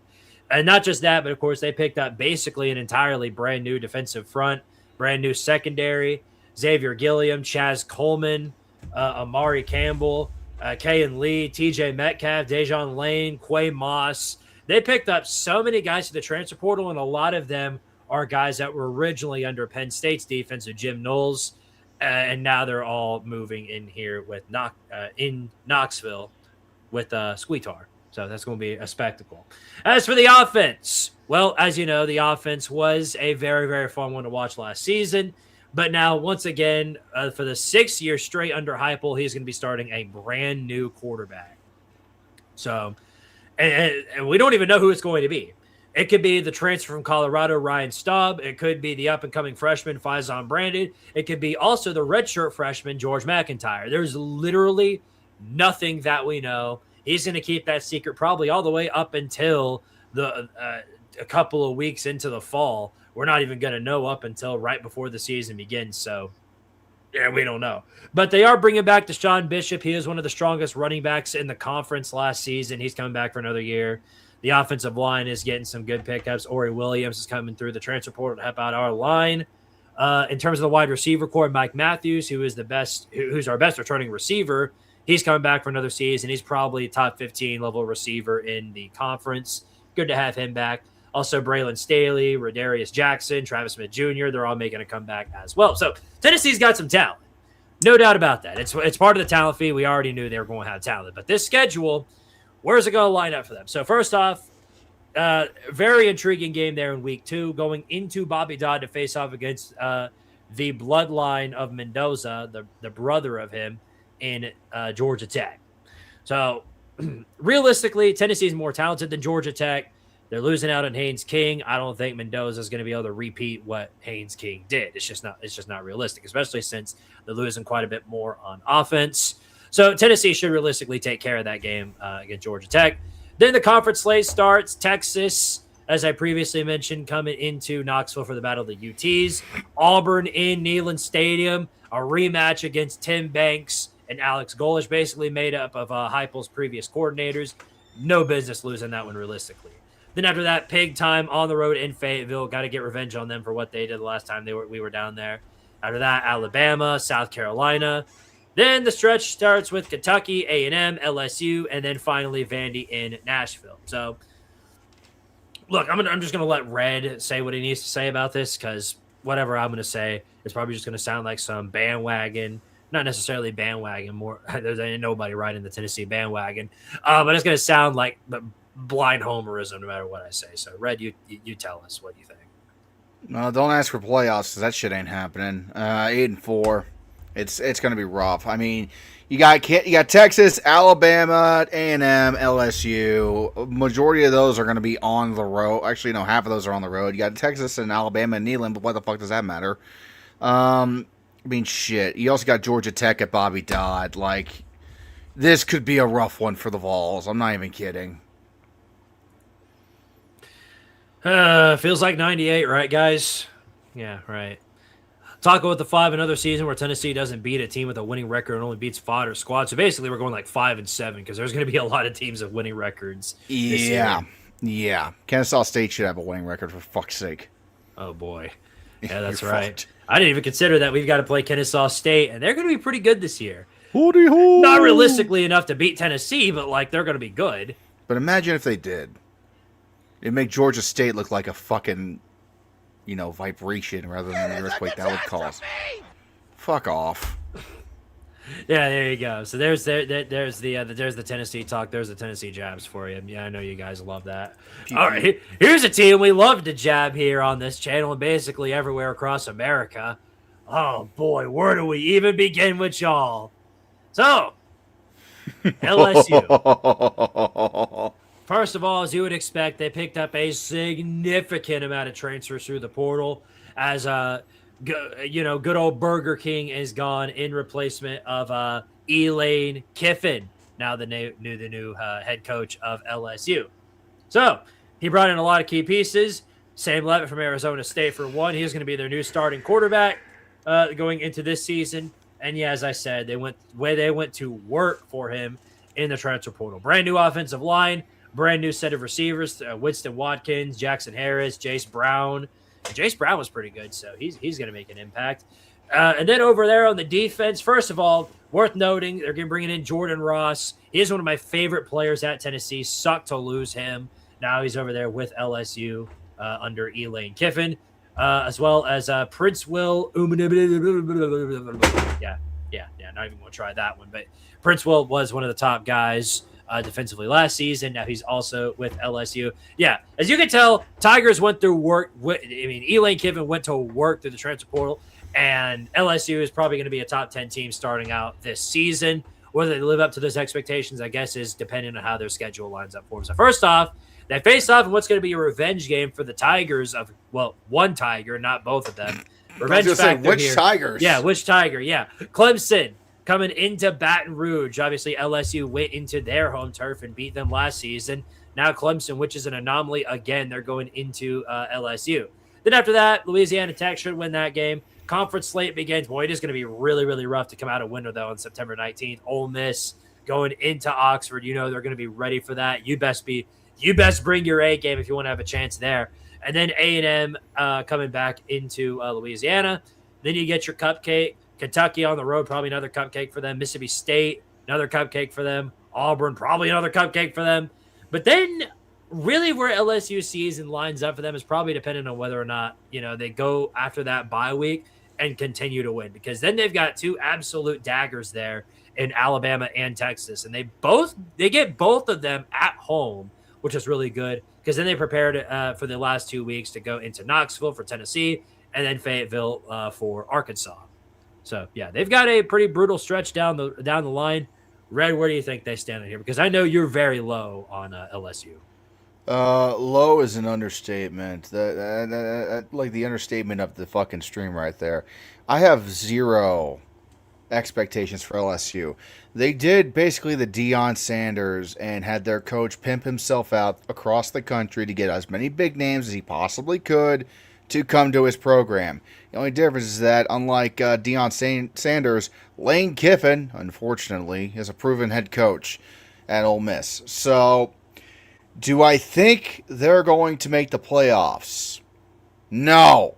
The last half of the schedule is just an absolute dogfight. Alabama and Texas and Tennessee in 3 straight weeks is just brutal enough as it is.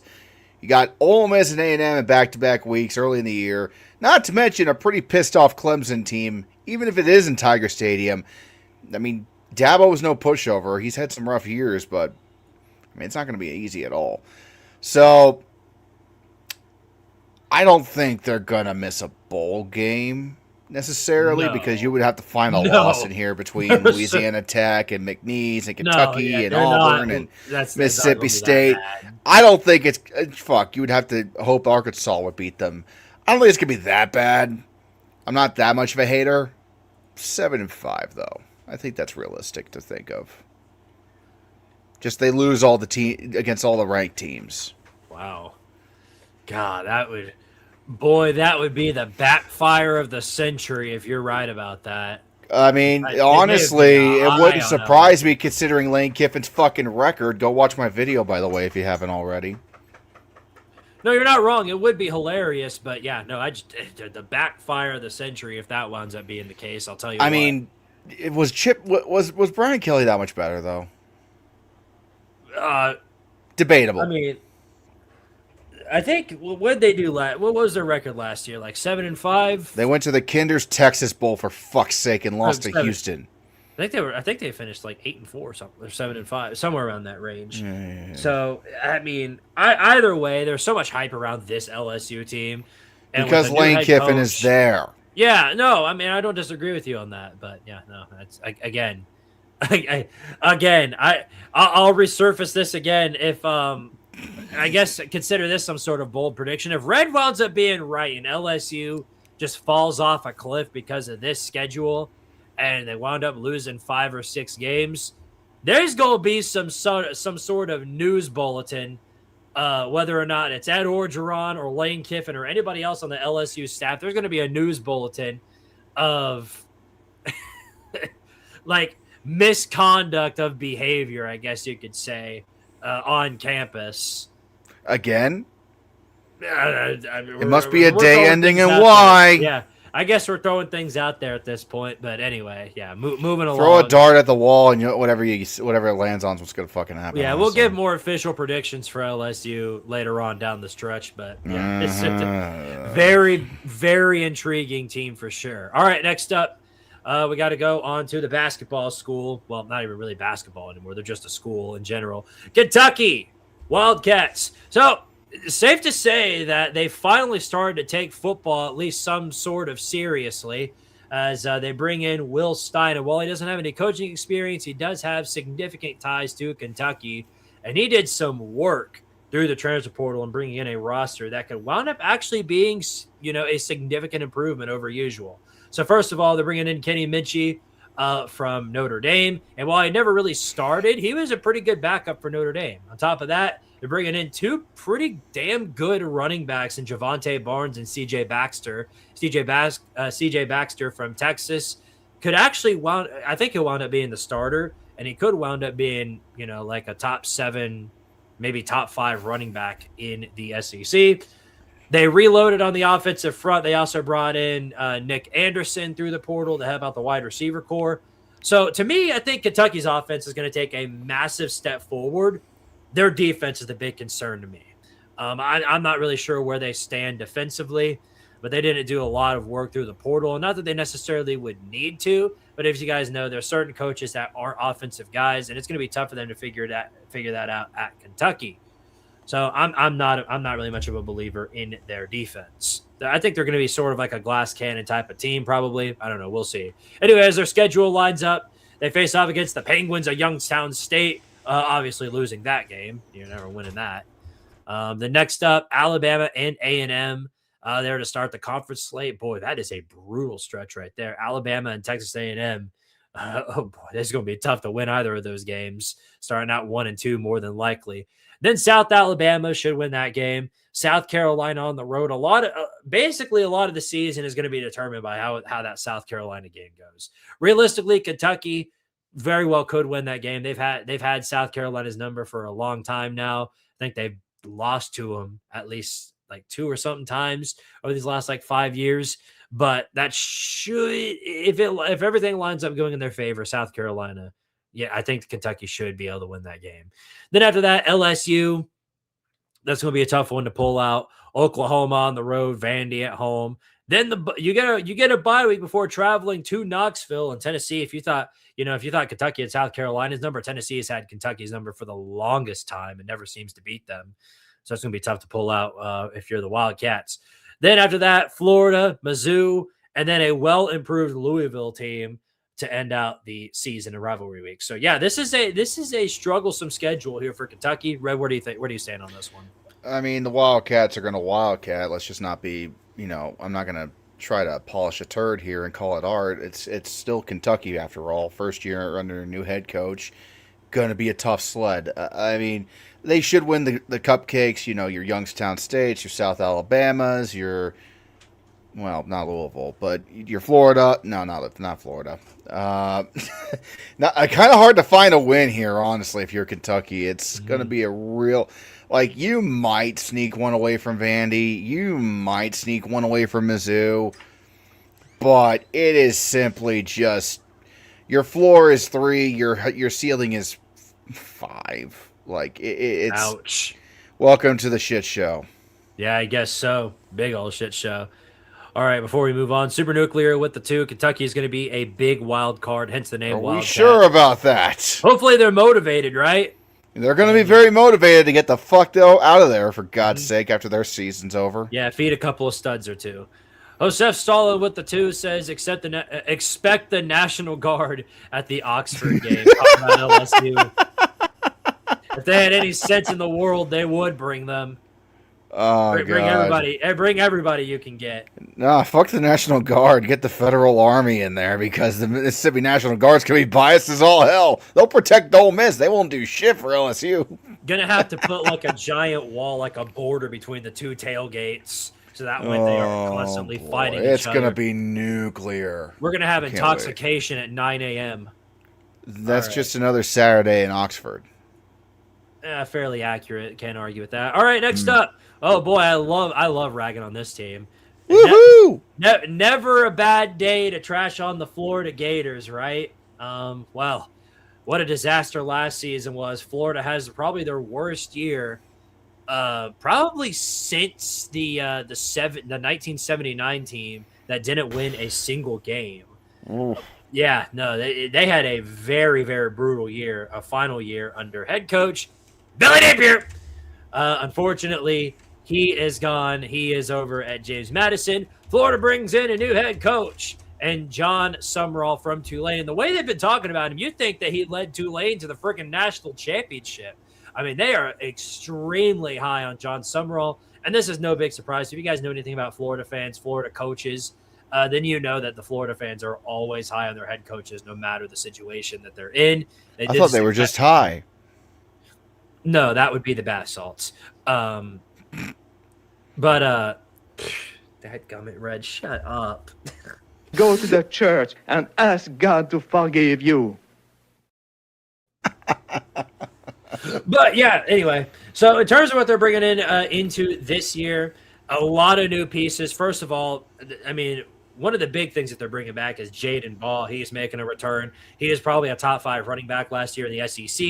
He's making a comeback. That is a big piece for them right there off the bat, especially since they no longer have DJ Wrongway. He went off to Baylor. Instead, they're bringing in transfer from Georgia Tech, Aaron Philo, and he had some bright spots in his freshman year. While he was no Haynes King, he had some pretty good spots, pretty good moments overall, but nothing too significant. But along with him, they're also bringing in Eric Singleton, and he transferred to Auburn last year. Now he's over to Florida, so he's going to be one of these guys that just bounces to another school every single year. So at least for this season, they've got Singleton coming in for them. Dallas Wilson's making a comeback. Vernell Brown.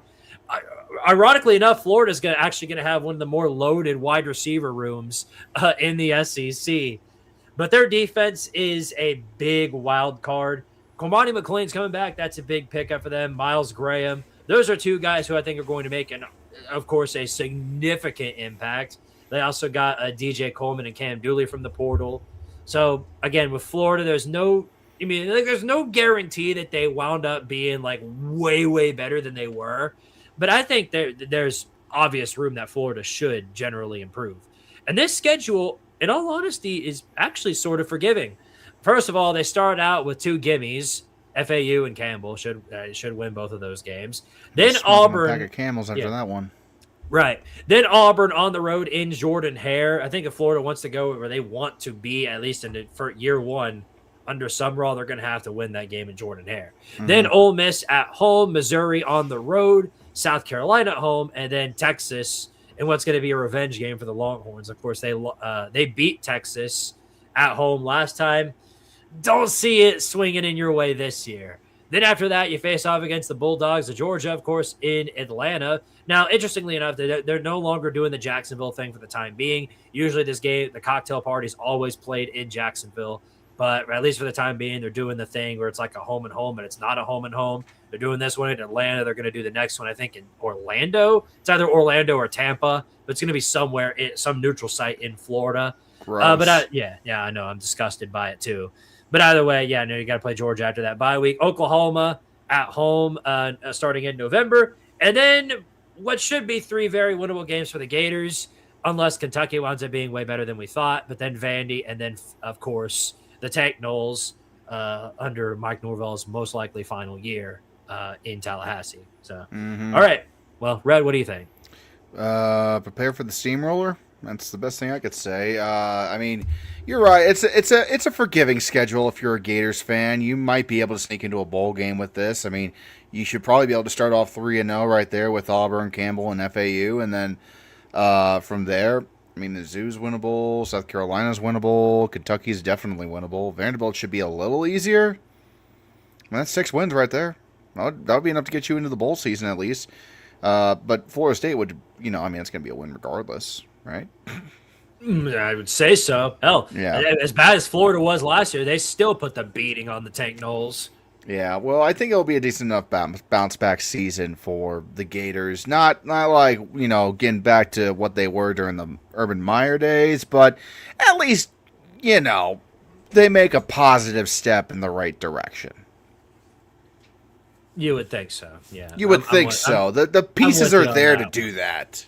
Now, there's some dingle nuts on Twitter who are comparing that man to Kirk Cignetti and saying that Florida's got a path to the national championship. Yeah, no.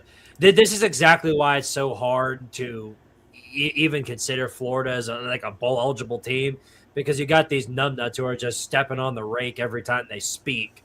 What? They're not making it easy for anybody to root in their favor. Yeah, no shit. Like, who the fuck would make that comparison? And if they are Florida men after all. Florida men typically do not have the right mindset. Nope. Yeah, hard to have that mindset when you're on bath salts. I know that for the fact. When you're on bath salts on a fucking swamp boat, driving 50 miles an hour into a fucking freeway and slamming into the bridge while screaming, "Yippee-ki-yay, motherfucker!" Ding-a-ling-a-ling, go Gators! All right. General Miley with the 5 says, as I had stated before, the Gators are in for a rough season, but I'm optimistic for a 7-5 season with a surprise top 15 upset or 2. Yeah, I know in Florida, they're going to find a way to go 7-5 or 6-6, but also ruin somebody else's season along the way. Yeah, and that's a given. If I had to guess, it's probably going to be Oklahoma. Yeah. Either them or somehow, it's either going to be them or Ole Miss. If they were to pull off a ridiculous upset like that, I could see either one. I mean, Florida did beat Ole Miss in the last week of the season a few years back, or in the second to last week, second to last because they played Mizzou, or Mississippi State. But yeah, they did that to Florida. Did that to Ole Miss and kind of kicked them out of the playoffs in the end of 2024 season, if I remember correctly. I think I did that on a old video. Yeah. Yeah, so it's possible. It's definitely possible. All right, next up. reaching toward the end of the stretch here. Coming up next, the bad news Barners. Boy, have they had an ugly Oh, stretch this brother. season. Ever since they fired Gus Malzahn, kicked the bus out of good old Barntown, and things have just been absolutely horrendous for Auburn. They go through now 2 new head coaches, now on their 3rd one ever since. They just kicked out Hugh Freeze for being terrible again. So now they're bringing in Alex Golish, a former Josh Heupel coordinator, who had, of course, spent a couple of years with South Florida, brought them back from the dumpster and made them a respectable team. Now he's coming into Auburn with a brand new set of offensive pieces. So here's where I stand on Auburn. So they're going to have a great offense this year. They've got Alex Golish, one of the best offensive play callers in the country, in my opinion. And he's got the right guys for the job. And a lot of them are from that South Florida team, including Byron Brown, who was one of the top quarterbacks of the land yards-wise last season. Now he's over there with Auburn with a entirely brand new unit of linemen. He's got basically took the offensive line from South Florida and brought it over here, along with Chaz Nimrod, Jeremiah Coger, Keyshawn Singleton. The only thing that they didn't really bring from the portal, which was stuck at Auburn, was Jeremiah Cobb. He's sticking around there, but they also got Bryson Washington from Baylor, who I was actually pretty high on last year, and now he's over there with the Barn too. So Auburn is going to have a good offense this year. Their offense is going to be unrecognizable from what they've been in the last few years. Their defense, though, is going to be terrible. And I say that not just because they didn't really bother to get anybody from the transfer portal. They didn't do any sort of work through it. They didn't really have any, other than Caleb Harris maybe and Deshaun Womack, there isn't really anybody on the roster that catches your eye. The only thing that really catches your eye is the fact that they were so absolutely brain dead in the head that Golish thought the best idea for a defensive coordinator was bringing in 3rd down and Tim Banks. And by the time week 6 rolls around, they're going to heavily regret that. That's my prediction on that regard. Yeah, no. They're going to be a glass cannon, going to be the basic definition of that. I think they'll have a great offense, not so great defense. But looking at their schedule, they start out with Baylor. This is going to be a revenge game for the Bears. Of course, Auburn beat them the last time that they played. Now they're going into Atlanta. Chance for Auburn to continue that streak. Out of that, Southern Miss should win that game. And then Florida, Vandy, then on the road at Tennessee. That's going to be a very tough one to win, especially since Josh Heupel knows Golish's offense better than most. Then after the bye week, things get extremely tough down the stretch. Georgia, of course, on the road in Athens. LSU at home, Ole Miss on the road.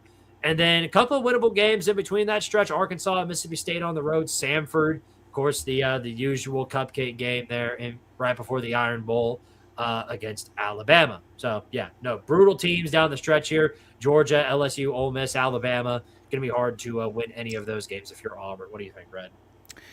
Well, I mean, if you're going to watch an Auburn game, this will be the year to do it because there will be a lot of points, but a lot of losses. You pretty much summed it up right there. It's basically the Auburn Bulls, if you think about it, because they brought in the best pieces of USF's offense and plugged it in and prayed to God that Byron Brown's going to have a success against an SEC schedule. Newsflash, he's not.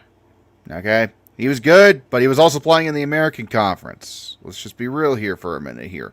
It's not exactly known for having the damn solid, defenses in that conference because of what it is. What I will say is I don't think that 500 is out of the question for the Tigers, but I do think it's going to be really tough sledding to do that when your schedule includes the 4 of the Horsemen of Hell this season, which is Georgia, LSU, Ole Miss, and Alabama. I mean, you add that to potential loss against Tennessee, and probably going to be a tough one somewhere around the road between Mississippi State and Arkansas because it's Auburn. They're pretty much trash at this point. Going to be hard. It's possible. It's possible to go 6-6, but it would not surprise me if they just barely miss out. Barely. I don't know. To be determined. Well, I guess we'll find out in due time. I want to make sure to not say too much in regards to Auburn and Tim Banks and all of that because could find a way to lose against All them. right. Well, I don't even want to think of a scenario like that. oh, That's dude, the FBS report after that would be absolute hell for you because I'd be dogging your ass harder than shit. Like, I'd be you lost to a dogging my 10-banks ass. defense. No, there's no recovery from something like that. There really ain't, no. No. All right, All speaking right. of bottom of the Yeah. barrel. No recovery here, realistically. All right, Mississippi State. All right, where do we stand here with Mississippi State? So, first of all, You're not standing at all. yeah, that's true. Jeff Lebby has had a rough go-around with State, kind of thrown to the wolves in regards to where he stands as a head coach, especially with a schedule like this one. It is a very, very brutal one. They're bringing back some key pieces. Kamario Taylor's making a return. It's going to be interesting to see him basically get the start now. Hopefully he can get something going. They're also bringing in A.J. Swan from the transfer portal. Back in the SEC for that guy. Surprised he didn't go back to Vandy. The Fluff is making a return, and that is a big impact player for State. But it's just a matter of being able to get that passing game open, and it's just realistically not going to be all that significant. Plus, there are some defensive problems that need to be addressed. They did pick up quite a few guys through the portal, basically patched a lot of holes, but nothing that really opens your eyes and is like, whoa, this could be like a day one impact player. So it's, to me, I don't know what to think about State, especially since their schedule is pretty unforgiving as it is. They started out with the Warhawks of Louisiana Monroe. They're absolutely terrible. State should win that game. Then it's on the road against the 7-5 master himself, PJ Fleck in Minnesota. Oh, they're fucked. I don't- They got to go to Minnesota to play that one. They're fucked. Well, we're doing Big Ten next week. We'll have to look at the schedule and determine for ourselves because they've got to have at least or more or less than 5 losses, or at least that exact spot. So I don't know. We'll see. Anyway, They're after fucked. that, South Carolina on the road in Columbia. That's going to be a tough one for them. You're fucked. Missouri at home. You're Alabama fucked. at home. You're fucked. Yeah, then the stretch just kind of gets more and more brutal from there. LSU, You're Oklahoma, fucked times Texas, 3. Vandy. Realistically speaking, your best shot at an SEC win would probably be that game right before Tennessee Tech, and that would be Auburn. Everything else here is just a brutal stretch for State. Brett, I think you said You're it fucked, best. and you're fucked, and you're fucked, and you're fucked, and you're fucked. Like, that's all I gotta say here for Mississippi State. This is a brutal schedule for them on a rebuild. Like, it could be a lot worse. You do miss Georgia, but I mean, look what you gotta deal with still. Like, this is absolutely a nightmare. Especially when you look at Ole Miss at the end of the season, waiting for you, licking their fucking chops. Good night. Mm-hmm. Yeah, no, I agree with you on that. And if it winds up being as bad as you say, this could be the year that we say get out to Jeff Lebby. He's on the hot seat. That's for sure. Speaking of hot seat and getting out, let's talk about South Carolina because they're up next. Reaching the bottom of the barrel here. So South Carolina, absolutely terrible year for the Gamecocks last season. Well below expectations after the really, really good year that they had previously. It didn't even make it to a bowl game. And not only that, but somehow Shane Beamer has returned. Yes, Shane Beamer is back for another year with South Carolina. Good old Beamer ball. We love to see it, right? Well, to me, this is his final shot. This is his chance to determine whether or not he's going to be South Carolina's head coach going into the foreseeable future because there's a lot of top talent coming back for them. Specifically, the fact that both Lenora Sellers and Nick Harbor are making a return. Those are 2 guys we did not expect to make a comeback, especially Nick Harbor, because he had a big road to the draft last season, and I think we're all very shocked that he didn't take it. So he's making a comeback for them. Jaden Sellers, of course, the brother of Lenoris, he's making a comeback in the wide receiver corps. They also picked up, and this is going to be a familiar name for some of you through the transfer portal from Purdue, Nitro Tuggle. Of course, one of the greatest names since General Booty.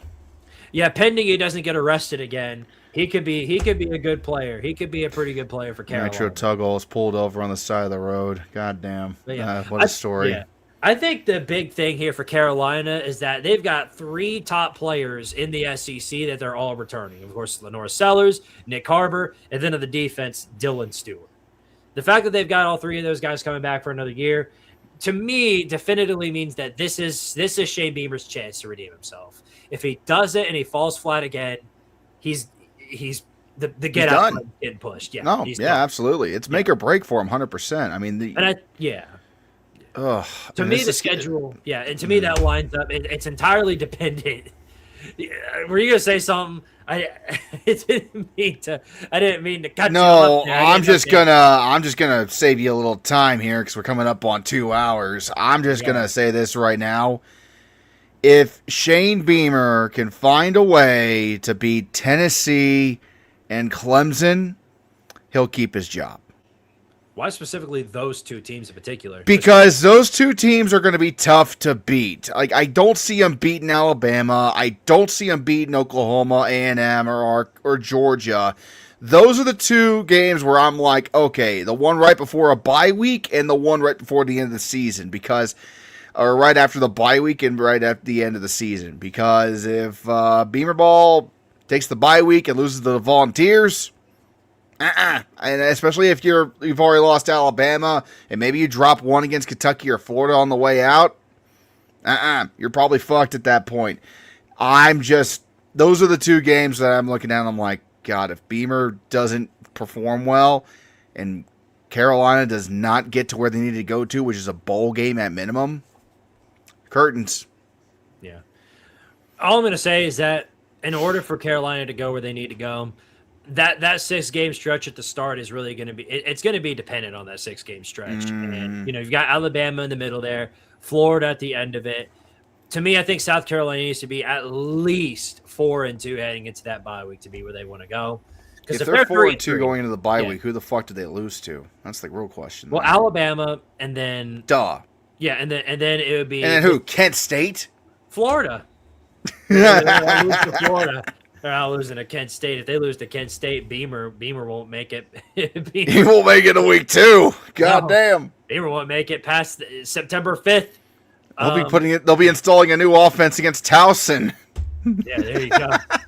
Installing a new program. Realistically, though, they got to start out 4-2 if they want to get where they want to go, because the rest of the stretch down that end, absolutely brutal. Because that is, you're talking about 5 ranked opponents more than likely in that 6-game stretch. Best of luck to you is all I can really say in regards to that. Godspeed. Yep. All right. We'll talk more about them later on down the stretch. Finally, bottom of the barrel, biggest dumpster fire in the SEC from last season, the Razorbacks of Arkansas. And boy, did they beat the ever-living hell out of themselves last year. 2-10 season, Sam Pittman's final year, he gets canned.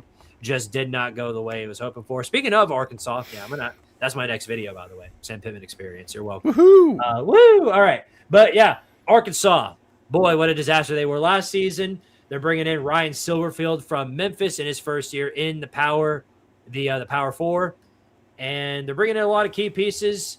Main thing to keep into account is how well is KJ Jackson going to do? Because KJ Jackson, he doesn't have a lot of experience. He's basically being thrown to the wolves. Braylon Russell is coming back, and that is a huge piece for them.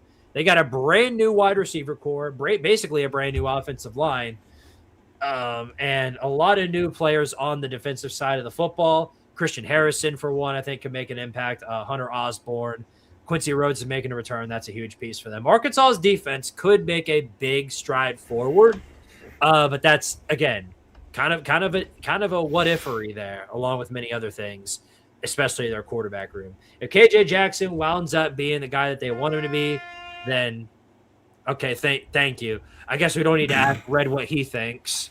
I don't know why that started early. Sorry about that. Didn't mean to interrupt. Yeah. But yeah, looking at the schedule, it is as you would expect, it's a brutal one. They start out in North Alabama, then they got to face Utah on the road. I know Utah's got a lot of questions. If Arkansas can shock the world and somehow go into Salt Lake City and knock off Utah, then who knows what we can expect from them down the road. There's a lot of things up in the air. But yeah, I think now starting a brand new quarterback, losing Taylon Green, there's a lot of what ifs with this team. A lot more room to improve since they did end the season with only 2 wins last year. There's not a big margin for error in that regard. but the schedule is just very unforgiving if Arkansas is considering any sort of bowl game. Red, I guess I already know the answer to this, but where do you stand on that? Uh-huh.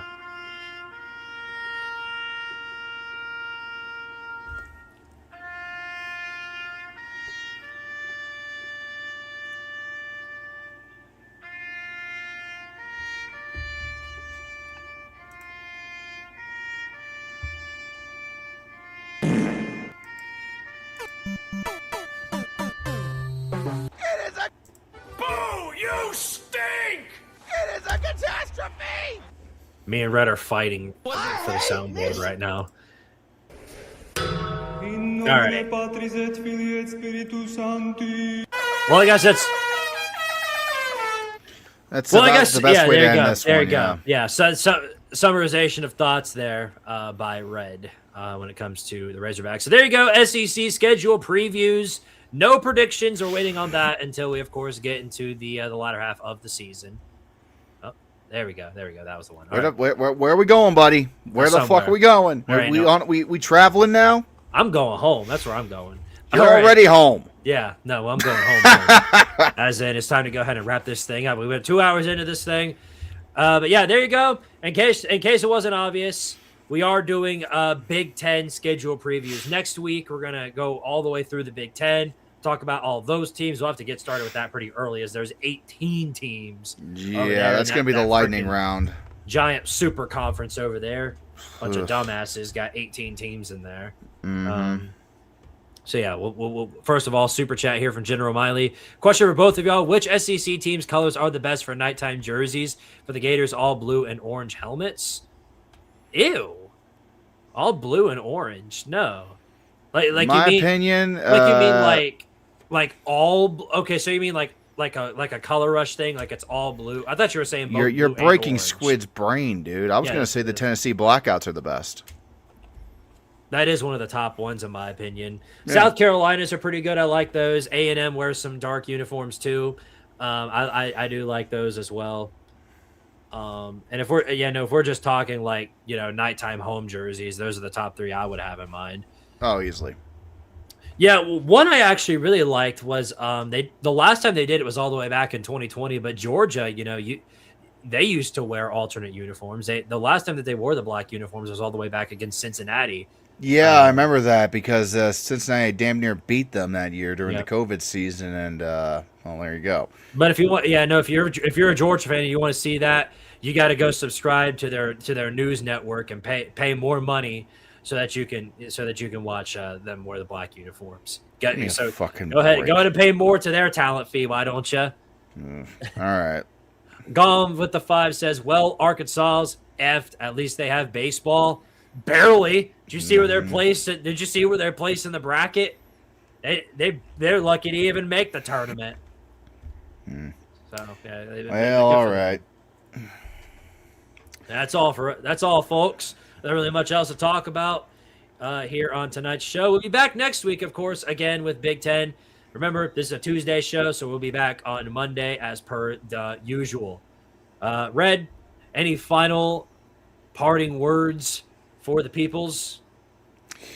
Expect more shit on my wall next week. That's what I'm going to say. Is that metaphorical or literal? Are you going to put some Michigan stuff up there? Yeah, my stepmother might want to get involved. I don't know. We'll see.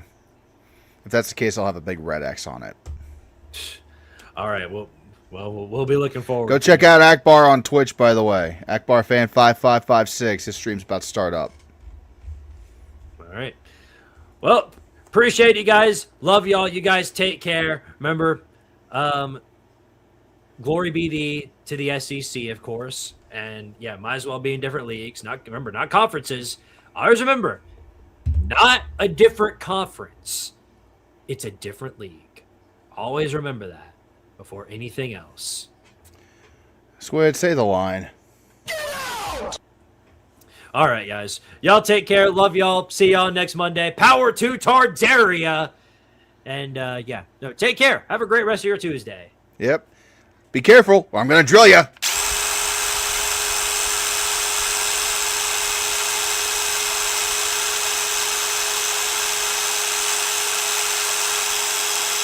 Good night, everybody.